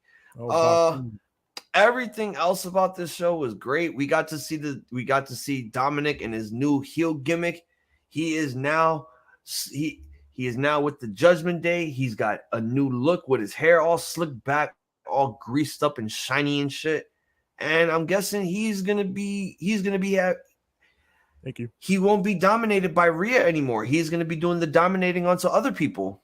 Nah, she's still gonna dominate him. She's just gonna do it in private. Oh yeah, that too. Unless Buddy Matthews has something to say about that. You just ain't gonna humiliate him no more, but he liked that shit. That's why he joined. Oh, we know Six is happy that Toni Storm is the interim women's champion, but Toni Storm might not be the interim women's champion for long since Thunder Rosa is asking for her release. Allegedly. You know. But if then that's the case, then yes. That A word has become so famous. I'm really digging the whole Kevin Owens stuff. I'm really digging Austin. I'm digging the fact that everyone basically got their fucking names back. No Seth Rollins, no Matt Riddler, which was kind of shocking. And I really thought we were going to get the debut of Solo Sikoa on Raw, but I guess they're saving that for SmackDown, and we're going to be seeing Braun Strowman on SmackDown Friday night. Braun Strowman making his return. I mean, should I really be happy about that? Not really, because it's Braun. So what? He made his return. I don't really give a shit at this point. What is he going to do now? Like, same shit he was doing before from the sound. Exactly the same shit. Only this time he's wearing red pants. So yeah, good showing indeed. The cage match was great. I'm really liking that they're giving Bobby Lashley all this time for a main event, since the only title that's there right now that is going to be relevant is the US belt. So why not have Bobby Lashley, be the top babyface and main event Raw, close out the shows? And this rivalry with Miz is great yet. It's not Wednesday yet. I wish, man. Yeah, I am so ready for Dynamite, man. Same here. I think we all are. I think, honestly, we all are. Like, wrestling is back. Wrestling is officially back. And, I think everyone can't wait to hear from the devil himself. Hell yeah, man. I'm going to give this episode of Raw a 3.5. It was a good post Clash of the Castle show. Now we got to get ready for Extreme Rules, which is 1 month away. So we got to start building up to that shit now. Yeah. Great showing. Great showing indeed. So far, again, WWE has been pulling out all the stops, making things interesting, bringing back people that we like. It's only a matter of time before, everyone now starts, coming back to watching the product. Even my guys. It's only a matter of time before they get back into watching the product again. I don't know about Patience is a virtue. It's just a matter of time. But yeah, next week, we got some more stuff ahead. We have a women's tag team championship match with Damage Control of Kai and Sky taking on Raquel and Aaliyah. So that's going to be interesting. What's going to happen with Judgment Day going forward into Extreme Rules? Are we going to get father versus son going one-on-one? Are we going to see the Demon take on Edge? We just have to see what happens. But now that we're done with Raw, we're going to basically... Let me look at this shit real quick before we get on to Clash of the Castle. I didn't mean to do that. All right. Somebody got to get this pile driver. Where the fuck? Okay. All right. We are up to 7 likes. Let's get this stream. We got 3 more likes left, gentlemen and ladies. Let's get this shit up to 10. We had 23 likes last night. I'm like, holy crap. Young Wolf, I can't wait for Wednesday. Cora Jade, she calls me a devil. They still have not brought back Bray Wyatt. And usually catch the end of SmackDown if that matters. Well, yeah. All right. Let me get this fucking... This is fuck shit. Card That's what here. this is. The times and the results. I usually catch the end of SmackDown if that matters. Oh, damn it! I watch all Bailey segments if that counts. Since Raw is over, we can go back to Legends of the Hidden Temple. Oh hell yeah! Right now, it's the Red Jaguars, Blue Barracudas, the Green Monkeys, and the fucking Silver Snakes at the Steps of Knowledge. Maybe Buddy is into the whole Rhea dominating others. It is quite Ayo. It is quite the sight, though. Hey yo. Like, why would you say that? That man is not trying to be on some Jim Cornette shit where he's trying to watch his wife get it on with someone else. This man ricocheted. Why would you say that? Why you bald? Because I'm ballsy. I TJ, you know how this shit goes. Why do you say that? Because you got to make things interesting. You got to give the people what they want, and if they want controversial shit on this show, they're gonna get it. Well, we're not gonna go that far. Like, you know, shit like you know, things that I say. You know, I say it for joke purposes. It's not for real, unless some troll wants to go online and say some shit. You know, we had the Joker on here last night. The Joker, baby. Yep. The winner of the casino ladder match, he just appeared. I'm like on the chat. I'm like, the fuck you want? And then I had to block his ass. And then I had to block his ass because he was just being trolly. I'm like, yeah, you're done. At least I'll chaos. So since it's watch Clash at the Castle, you could at least watch us talk about it, and you could give your grade on the matches on the chat. So yeah, Clash at the Castle, 30 years in the making. Yeah, let's Cardiff, Wales. While I'm still feeling all right and not tired. Yeah. Let me lower the volume real quick on here. Lower that children's entertainment. Jaguars and Barracudas have made it. Silver Snake said, "We're stupid. We didn't know the answers to any of the questions." I hate when the Silver Snakes be slacking. Hey, yo, they won the last one. They got into the temple, but they were being stupid. Yeah. All right, well, what was here we go for Clash at the Castle. This is our official recap. What was the name of Ryback for Matt Cap Controller, the Street Profits versus Theory and the Alpha Academy, which was 6 minutes and 29 seconds. Ah, yes. Skip. Now that they did a pre-show match on WWE, which was like, what the fuck? I thought we were done with that shit. I thought we were just like gonna say fuck the pre-show matches. Nah, you gotta do a pre-show. It's always good to do a pre-show. Oh well. All right. Well, we officially start the main card. It is Damage Control. They debuted the name of the team. I don't know how I feel about their entrance, but it's a 6-woman tag match. It's Damage Control of Bayley, Dakota Kai, and Io Sky taking on Bianca, Alexa Bliss, and Asuka. The match was 18 minutes and 44 seconds. Go ahead, TJ, ramble on. This Brit crowd was me in this match. It was just 62,000 me's serenading Bayley the whole time. They didn't shut the fuck up at all. They did not leave her alone. They were all me. But I do like that they probably had like a plan for stuff they wanted to do in the match, but I like that Bayley went with it and was just like, man, stop fucking chanting for me. Shut up. Whenever, like the crowd would chant, we want Bayley. And then when she would tag in, they would pop crazy. And then she'd be like, oh, fuck out of here. And then she'd tag back out. I can't fucking take it anymore. She was really trying to get some heat. I respect it.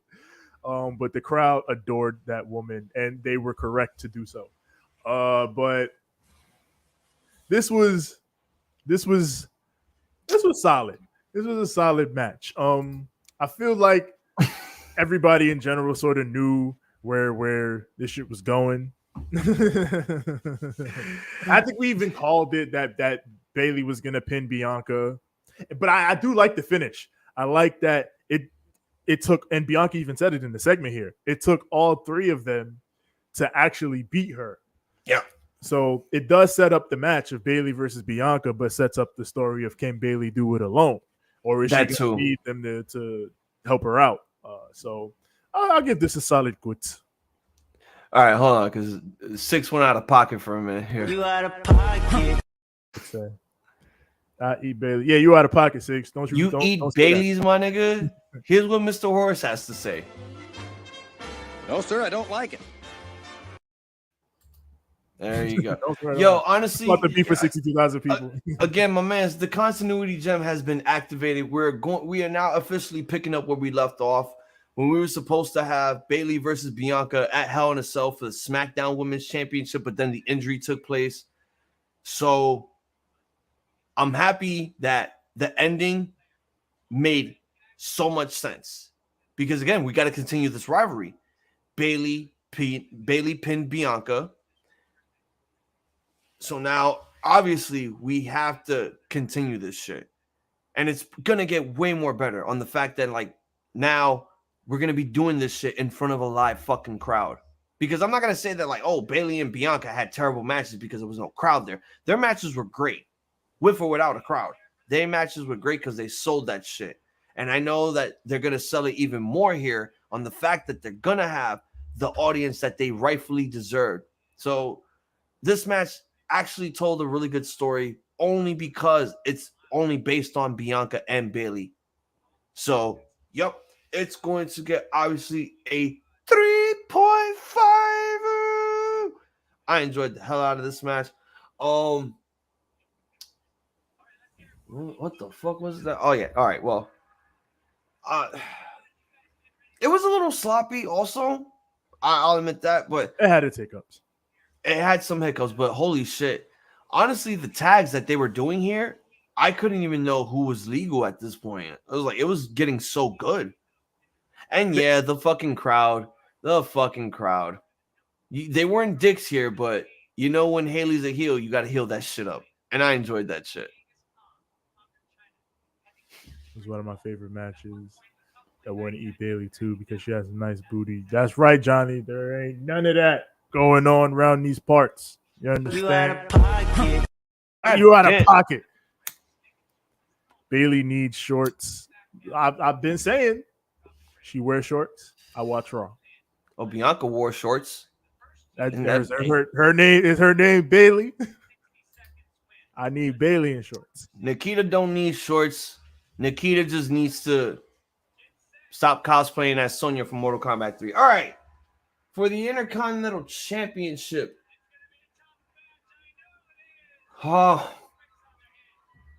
Gunther with Ludwig Kaiser and the Eichner. Oh, but I was still kind of miffed that they kept the Giovanni Vinci name, but I'm like, it was Imperium, but it wasn't Imperium because they came out to that trash ass theme. And no, that's Walter's theme for himself. I know that shit trash. It's kind of trash, but you know what? It's better than the actual Imperium theme that they had. Like, I hate that theme the most. Like, that's what I mean. Like, the old theme was fucking perfect, and they changed it, and like, but it was cool to see them together again. All three of them. That was cool. I like that. More importantly, before I let you talk about this match, can we give the crowd its props here? The crowd here were excited 100% to see some goddamn wrestling. You know,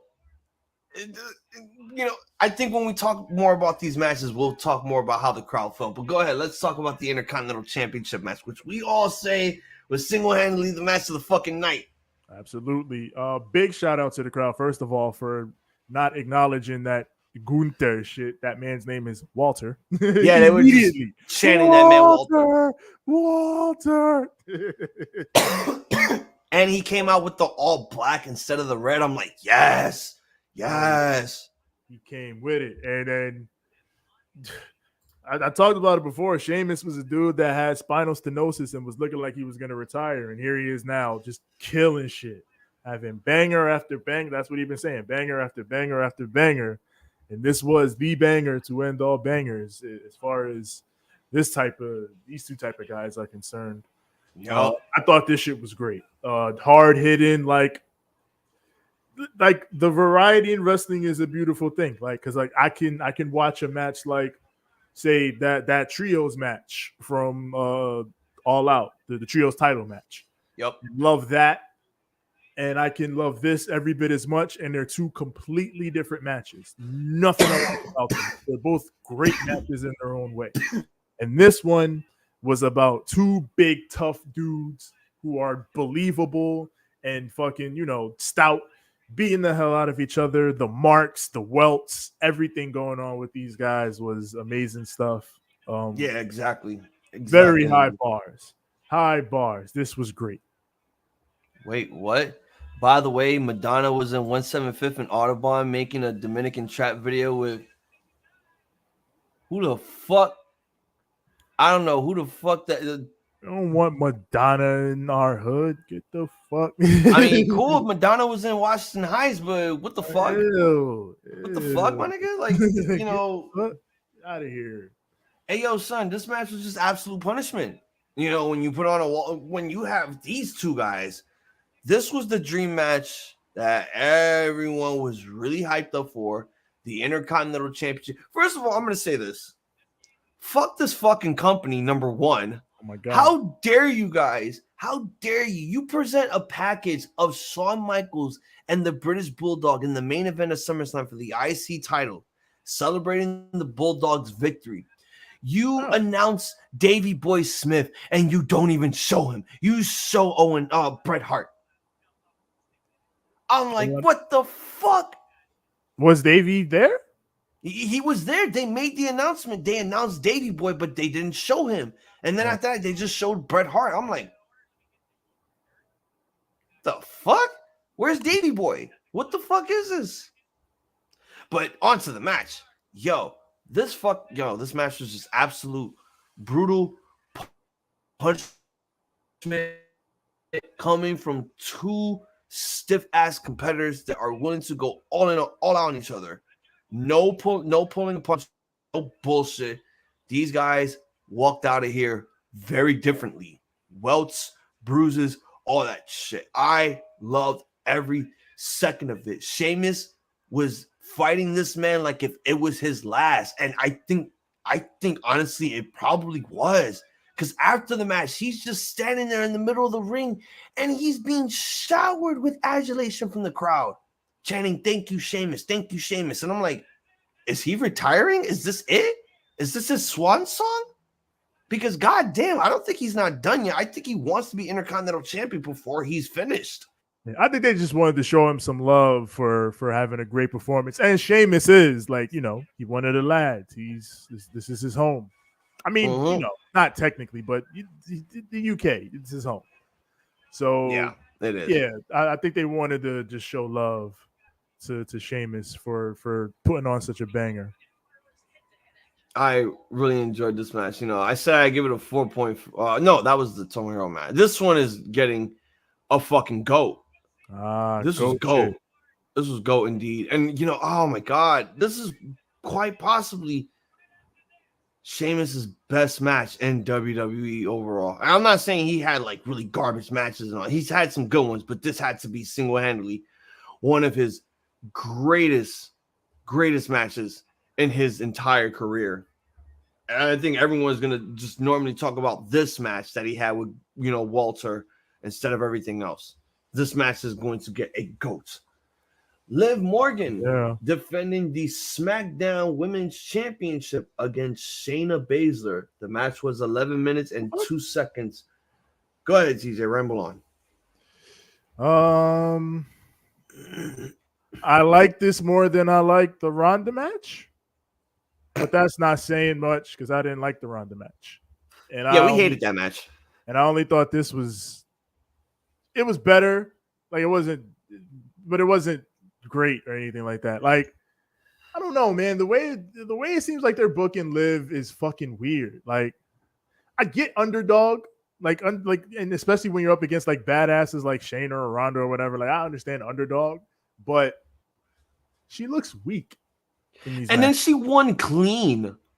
Yeah, like, and with that, with the way they book her and then having her beat Shayna clean, and like they were trying to tell the story that Liv was training and she was preparing for this and she's getting better, which understandable, and I get it. I see the vision, but it's like it's not matching up with the actual execution of the way you book the matches. And having her beat Shayna clean like that, it didn't make Shayna. It made Shayna look bad.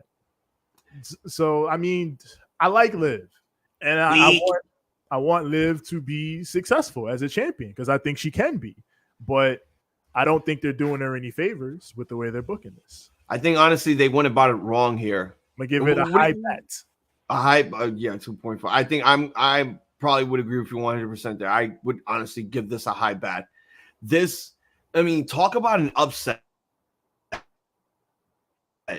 for the most upsetting moments in WWE, because Liv wins clean, Liv wins on her own, Liv actually defended herself against Shayna Baszler.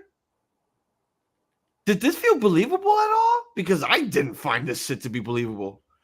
They haven't built it to be. They built it to make it seem believable. I mean, yeah, Liv Morgan was actually holding her own here. It didn't seem like, they gave Shayna Baszler all the time to just like fucking gnaw on her and shit. They basically played it fairly here. And honestly, it was kind of flat. I was really asking myself, like there has to be some sort of fuckboy finish here, right? Because there's no way that they're going to have Liv win clean. And if they do, it's just going to look weird because she doesn't feel like an actual, competitor next to Ronda and Shayna Baszler. Those women are killers. They'll eat you alive if that was the case. Liv Morgan is just a little girl, just living her dream. I think that's basically what the whole match was, just a little girl living her dream because she's champion. And I'm like, stop with the little girl shtick. Yeah, that's the thing. She is the champion now, so she has to evolve beyond that. Like she has to be able to stand with these girls, and it has to feel like it's believable. Damn it, I died. But it's also like it's not over yet between Shayna and Liv. It's far from over. While Ronda is still on her immediate suspension, I don't know what the fuck they're doing. Or apparently she just shows up on the show when she feels like it. I feel like they're just working us there. But at this point right now, it's not over between Shayna and Liv. Not by a long shot. Not by a long shot.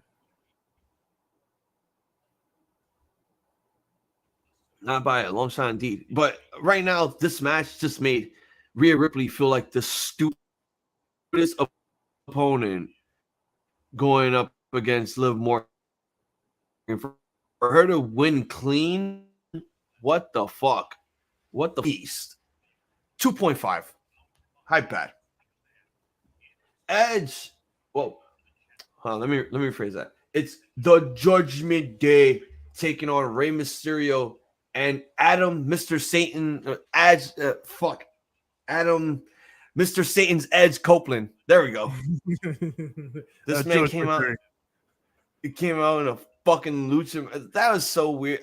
It was cool because it was Devil Mask, but it was so weird because it's like, God damn it, Edge, how are you gonna run with that mask on doing your entrance? And not only that, it's like you couldn't see this man come out in his entrance because the smoke was just up. Somebody was smoking. It was one of my tricks. But go ahead, talk about this match. It was 12 minutes 35 seconds. Yeah, Edge is this match was fine, I guess. Like I said earlier, I started playing Rumbleverse during it because I got kind of bored, but it was fine. I rewatched it. It was fine. Nothing technically wrong with it. I just feel like, and I guess maybe part of that, my non-investment in it is that I don't watch the week-to-week product, and this feels like one of the matches where you probably should be locked in on the week-to-week product because there's so much, I guess, whatever going on between all these guys. But there was some fun spots, like fucking Finn getting thrown into the crowd in front of his parents, and they did fun brawling and stuff like that. And of course the turn with Dom was well done. Like, we finally got there. Everybody been asking for it. You got there, and it made sense the way they pulled it off with Edge being the one to step in and take the spotlight from him and take his dad from him and all that. And then, it was fine. We've been asking for this heel turn since they lost the SmackDown tag team belts to the Usos at Money in the Bank when the crowd returned. We've been asking for this heel turn for a long fucking time. Yes. So yeah, the solid, low goods, whatever. High, bad, low good. Man, Edge seriously needs to stop doing moves that he knows that is going to be sloppy. Why did you do the 619? That was horrible. I understand that you and Ray were tag team partners 20 years ago, and I like the fact that Michael Cole brought that up. You know, I give the commentators a lot of flack, but ever since, you know, Vince has been gone and he's not screaming in Michael Cole's ear, I give him the credibility for what he deserves because he's basically saying all the shit that he's been wanting to say for a long time. They brought up the history between Edge and Mysterio, first ever SmackDown tag team champions. Here they are 20 years later, teaming up together for the first time. Holy shit, what a moment right there. That was a huge pop for the crowd. Oh, and let's not forget about the crowd for fucking Edge, bro. Yeah, they went crazy for Edge. They went crazy for this man, not only because of his retirement and he hasn't wrestled in 12, well, mainly because of the COVID thing also, but also Edge hasn't wrestled in the UK for that long. Edge single-handedly might have gotten the biggest pop of the night next to MJF. Yeah, he was. You would have thought he was from there. First place was the MJF pop. Second place was the Edge pop. Third place was the heel turn pop with Dominic Mysterio because the crowd, holy shit. He's a simp now. Let's go. They were fucking loud for that heel turn, bro. At this point, I don't care for the match. I didn't care for the match at all. On this day, I think we all saw clearly, and the crowd saw clearly, that they wanted to roar that loud of an ovation for Dominic to turn heel. The minute it was a flashback too. Do you remember that one SmackDown where I think it was Eddie and Ray, they lost the tag belts and Eddie was about to turn heel and he's staring at Ray holding him and he's about to fucking lariat this motherfucker? Dominic did the exact same thing. So it just goes to show that Eddie was really Dominic's poppy the whole fucking time. Clearly, if they were really pulling that fucking throwback there, nice touch there, Triple H. Touche for you, brownie points. Oh, someone grabbed the artifact. All the doors are open. The temple guards are gone. You have 25 seconds. Run, you stupid kid. Don't you want to go to space camp?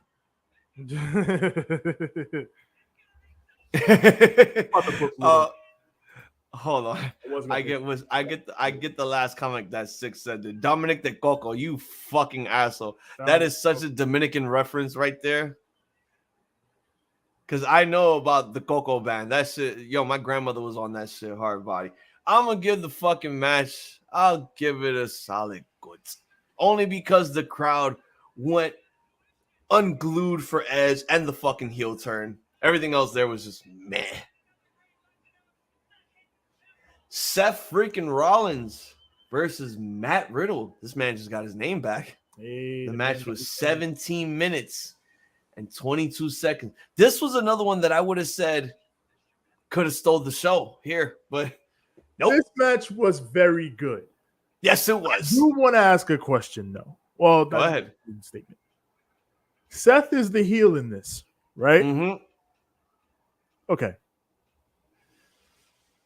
And they've built this, from what I saw in the video package, they built this personalized story with Seth talking about your fucking wife left you and took the kids and fuck you. And they brought up their history about why they don't like each other or whatever, or why they didn't like each other before.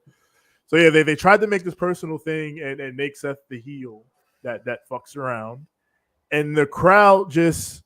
Whoa. Yeah, they were literally chanting. They didn't give a fuck about Riddle, bro. Like, nope. I was like, this is crazy. The crowd was actually chanting "fuck Riddle," and I was just like, "Yo, you want to talk about Bizarro Land and pro wrestling? Where the fuck are we at, Montreal, son? Get the fuck out of here." Seth Rollins being the babyface. I mean, props for him coming out to Elton John and shit, but fucking hell. Yeah, his Elton John outfit was cool, I guess. But I mean, it like the crowd. What? It was a great match. It was. It's just the crowd dichotomy threw me off because it was like like watching the video package is like, all right, yes. And like I know people like Seth, like that. It wasn't a surprise to me that Seth got cheered. It was more a surprise to me that Seth got cheered so hard, and the crowd gave nothing to Riddle. Like you would think that as the babyface, they would at least like when the match is going and Riddle is getting his heat back and doing his babyface comeback and all that, that the crowd would get with that. They did not. They got with none of that. They were Seth all the way, and it was crazy to see. And in terms of that storytelling, it kind of didn't work. But it was a good match. Like these two worked. I was just gonna say that like, these two worked. It was really good. I'm gonna give it a high good. Just all I'm gonna say is like Michael Cole needs to stop repeating the same fucking line all over again. Like, oh, the people are serenading Seth Rollins' theme music. Like, we know, Cole. We know. Shut the fuck up. The crowd was wild here indeed. Yeah, just to go back to the first match real quick, shout out to Cole for bringing up Triple Tails. EO's group with Asuka and that fucking too. When Cole said that, I was like, what? Yeah, I said the same thing. I'm like, wait a minute. Dropping information. What? Wait a minute. Forbidden Door all over again. What the fuck is going on here? Shit. The only thing that would have made that crazy, he was like, her sister Mio Shirai. And I was like, oh my God. Yeah, I know, Six. My internet is acting slow right now. That's why it's looking choppy on your end.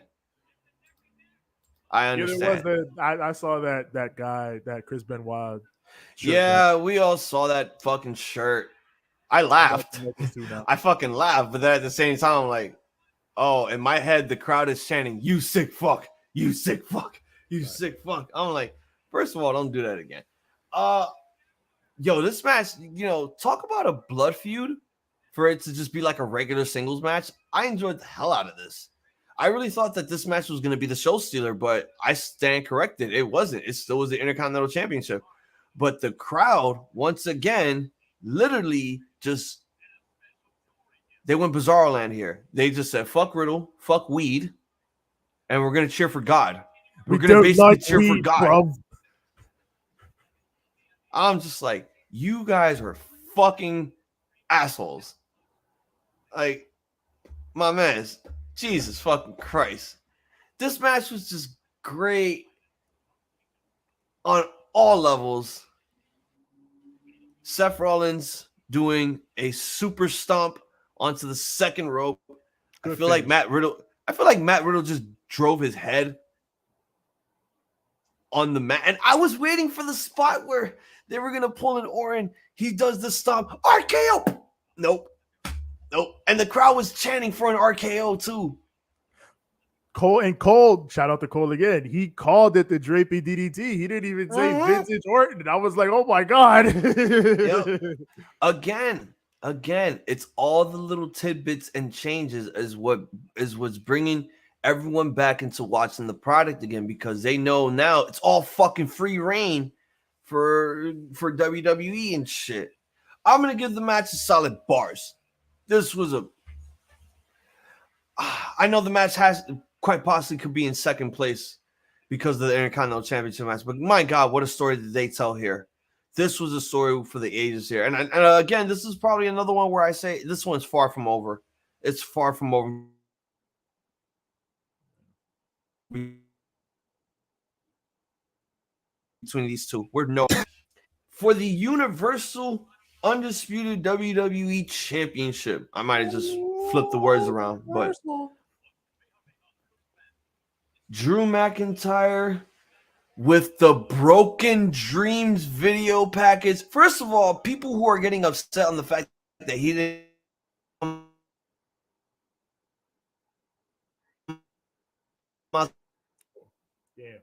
as a theme, he came out. You asshole. Cherish that shit. Like, what the fuck, bro? Just cherish it. Why are you trying to be that much of an asshole, man? But yeah, the match was 30 minutes and 47 seconds. TJ, before my shit starts acting funny, let's bring it home. Yes. 30 fucking minutes. I'm gonna have, I guess, what is going to be somewhat of a hot take about this match. But to talk about the Broken Dreams video package, what? What? Yeah, six is going full Austin in the chat. What? What? Yeah, the Broken Dreams video was dope as hell. Like when I first heard it, like it was the only thing I really popped for the whole show. Like when I heard it and I saw the video, I was like, "Oh shit, let's go!" And not only that, playing that song while showing this man's entire career. Notice how they didn't show anything for 3M beat. Yeah, no, they avoided that. But no, showing him, go through his career as the chosen one and beyond, and then him coming back and becoming the Drew we know now. It was good. It was good. It showed his journey. Like they set him up to be the babyface of the night here, and it was tremendous. Like the crowd was in love with Drew McIntyre. The Seven Nation Army chant, all that going for him. Did you notice how two things throughout? One, this happened throughout the entire show, and nobody got this. Drew was the only one that got pyro. I didn't think about that, but I guess Drew was the only one that got pyro. And apparently he went to Vince's house and said, "Hey, Vince, I need my sword." "All right, pal, here, take it." Oh, you need the sword, pal. He brought back the fucking sword, and once again, you do absolutely nothing with it. Why did you bring it back then? Why? Because we're in fucking Cardiff? Asshole? Could have killed Solo Sikoa right then and there and dealt with him, but no. Word. No. You just said, gotta keep PT, pal. Yeah. Take care, Johnny. We'll see you tomorrow night for 2.0 talk. Right, maybe Johnny. Then you'll be horny around that show. Yeah. But great shit with the entrance and the setup with Drew and everything. Then we go to the match. Oh, yep. I feel like first of all, 6, we're never out of time. So we can't say goodbye yet. He's singing. But yeah, with this match, like, I feel like a broken record saying this because I know I've said this many times before with Roman Reigns matches, but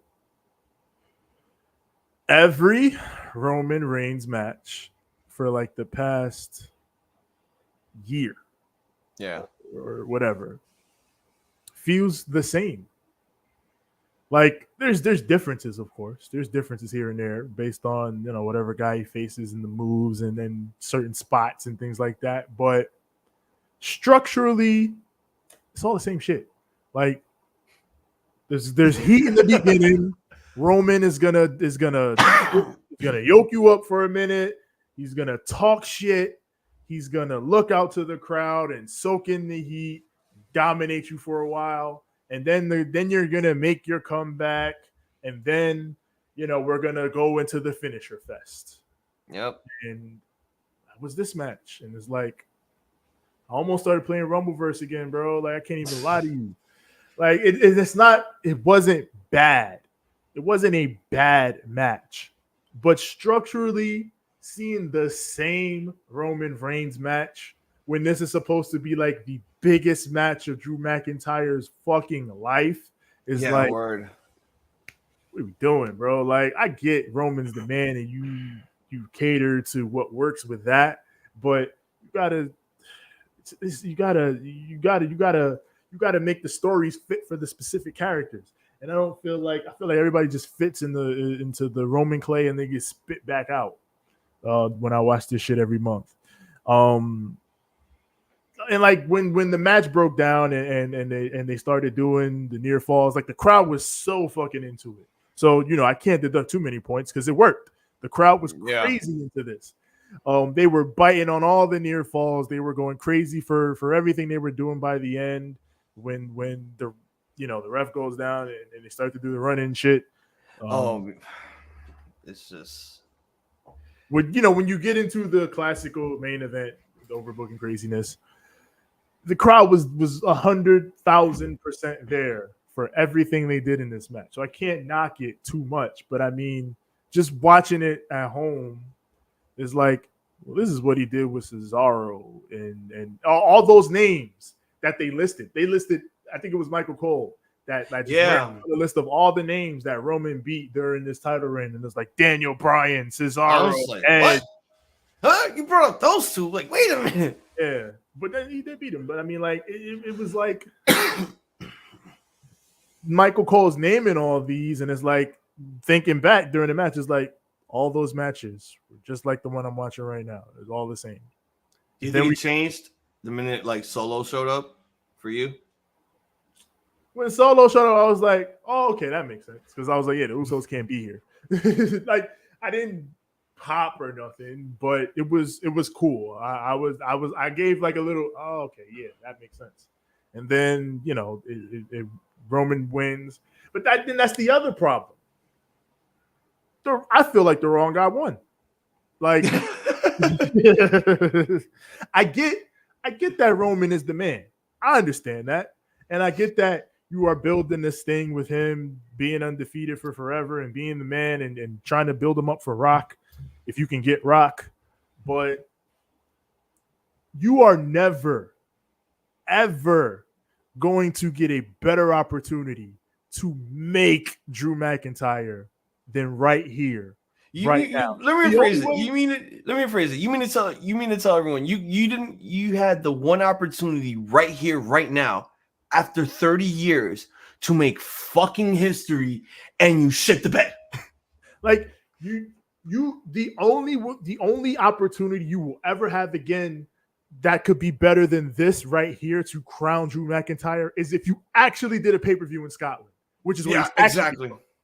Like, that would be the only better way. But right here, this was the moment to crown Drew, and they beat him and then try to do damage control, shout out to Bailey, by making him sing. And like a lot of people compared it to Lex Luger, and I see why. Like, in a lot of ways, I think in some ways I think it's worse, because at least Luger won that match. He won by count out, but it was so stupid that he won by count out. Yeah, but at least off that, you could do something. They could have did something where like Luger gets a rematch or some shit, or like there was avenues out of Luger winning by count. They shouldn't have done it. There was two differences here. Luger got balloons and confetti out of the stupidest victory of all time. Drew McIntyre loses. All he does is sing Oasis to the crowd. Yeah, to be honest, I really prefer Drew singing than fucking this fucking goddamn boxer. This man was horrible. After fucking Tyson Fury came in the ring, stepped over him, and dapped up the nigga that just beat him. Like, dude. Like, yo, whose side are you on, bro? Like, are you Team America or are you Team Brit? Because who are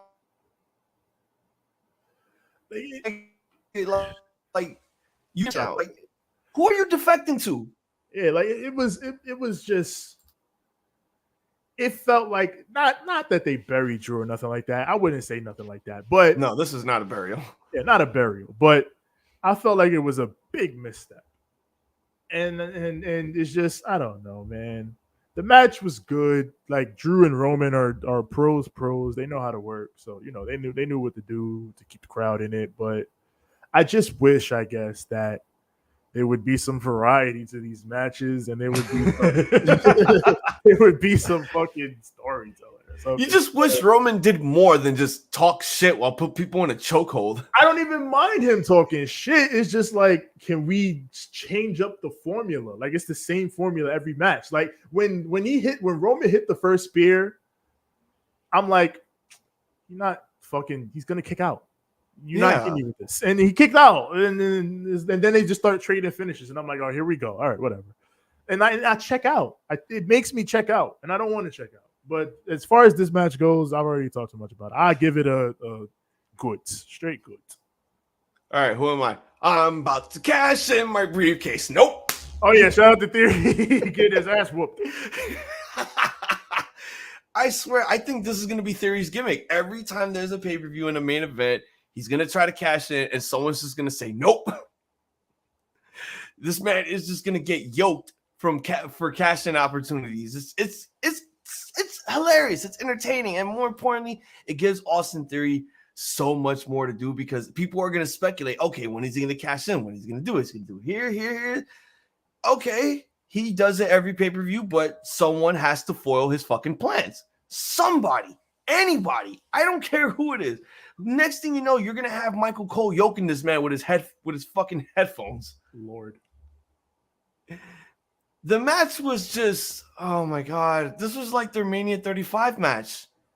Except Roman wasn't telling people to acknowledge him. He was just coming back from from remission from his leukemia.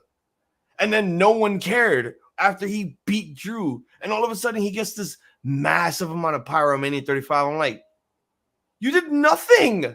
You did nothing. What did you do? But this match now, it was like, it felt the same thing, but there was a different twist.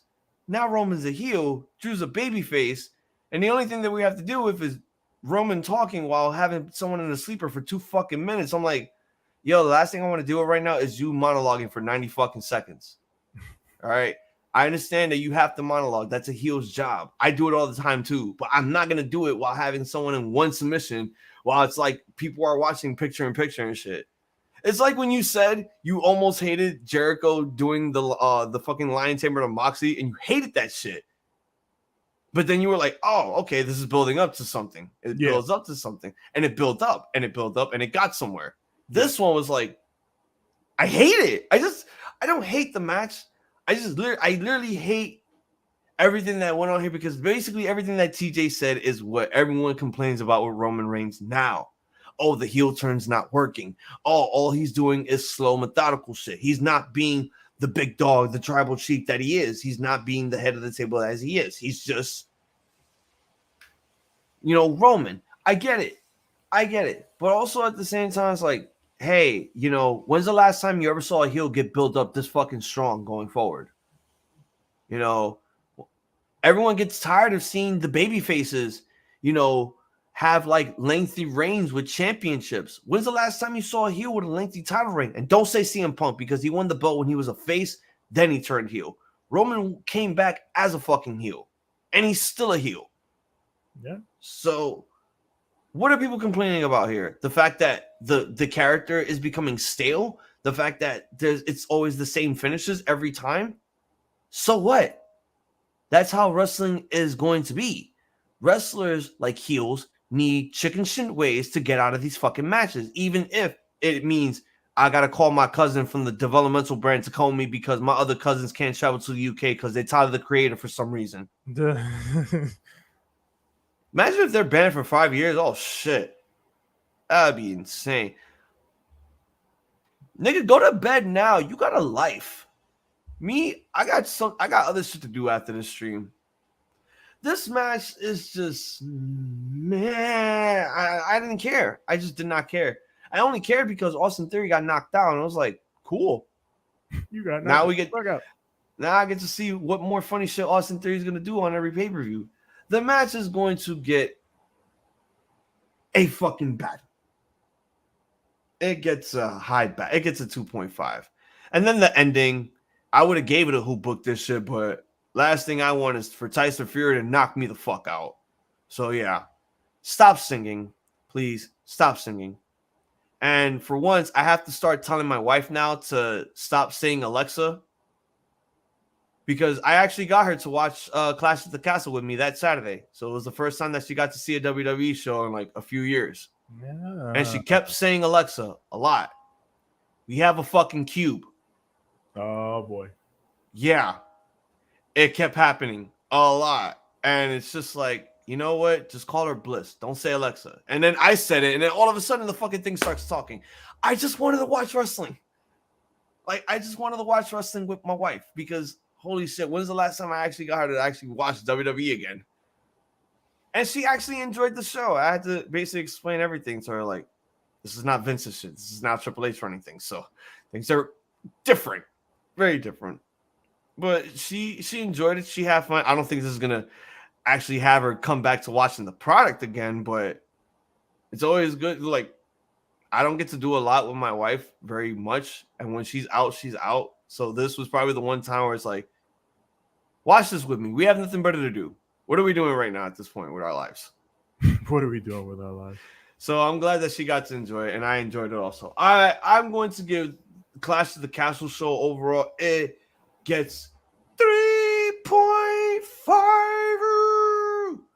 Not a bad show under Triple H, because this was Triple H's first pay-per-view under him. So good shit.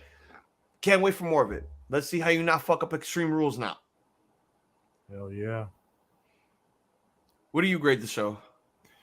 I'll give this show a solid good, a B. There was nothing terrible. And there was mostly good matches with a couple great matches. So and not too long and with a great crowd. Like obviously the UK crowds are always great, and given the atmosphere and the history of this was good shit. This was great shit. As far as the crowd goes. So they definitely elevated the show a lot.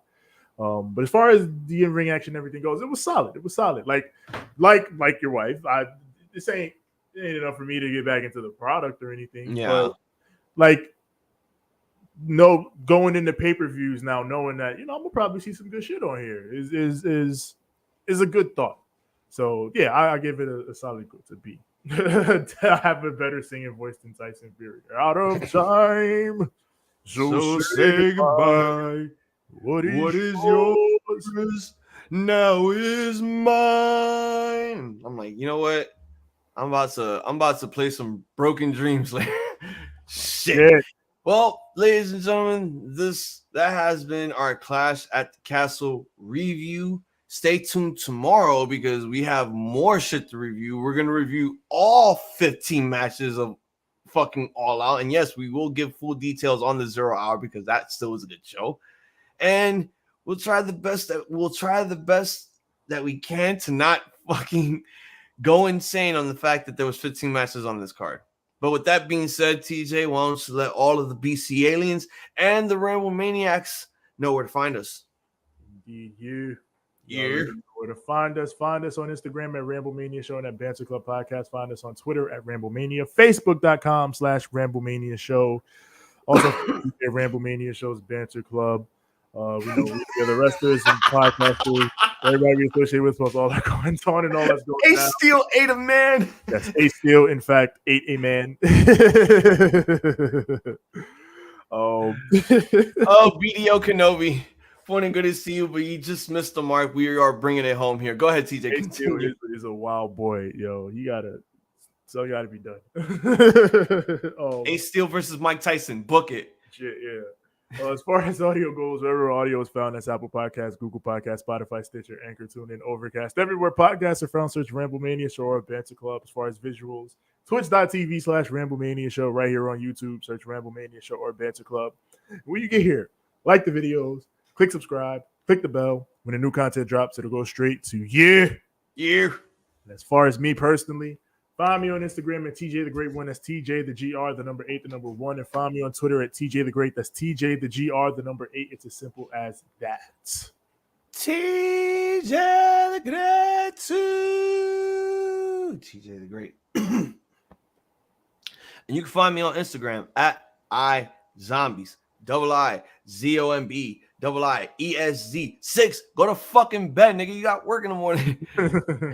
I go on Twitter to see Ace still biting Kenny. Yeah, cannibalism is happening in wrestling.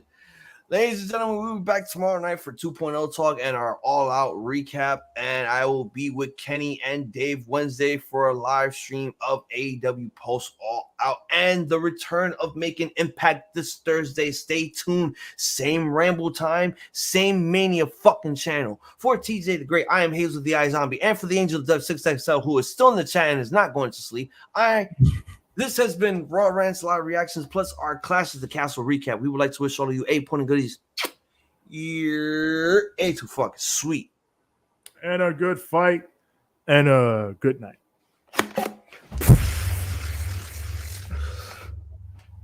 Fuck Braun Strowman. Control your narrative.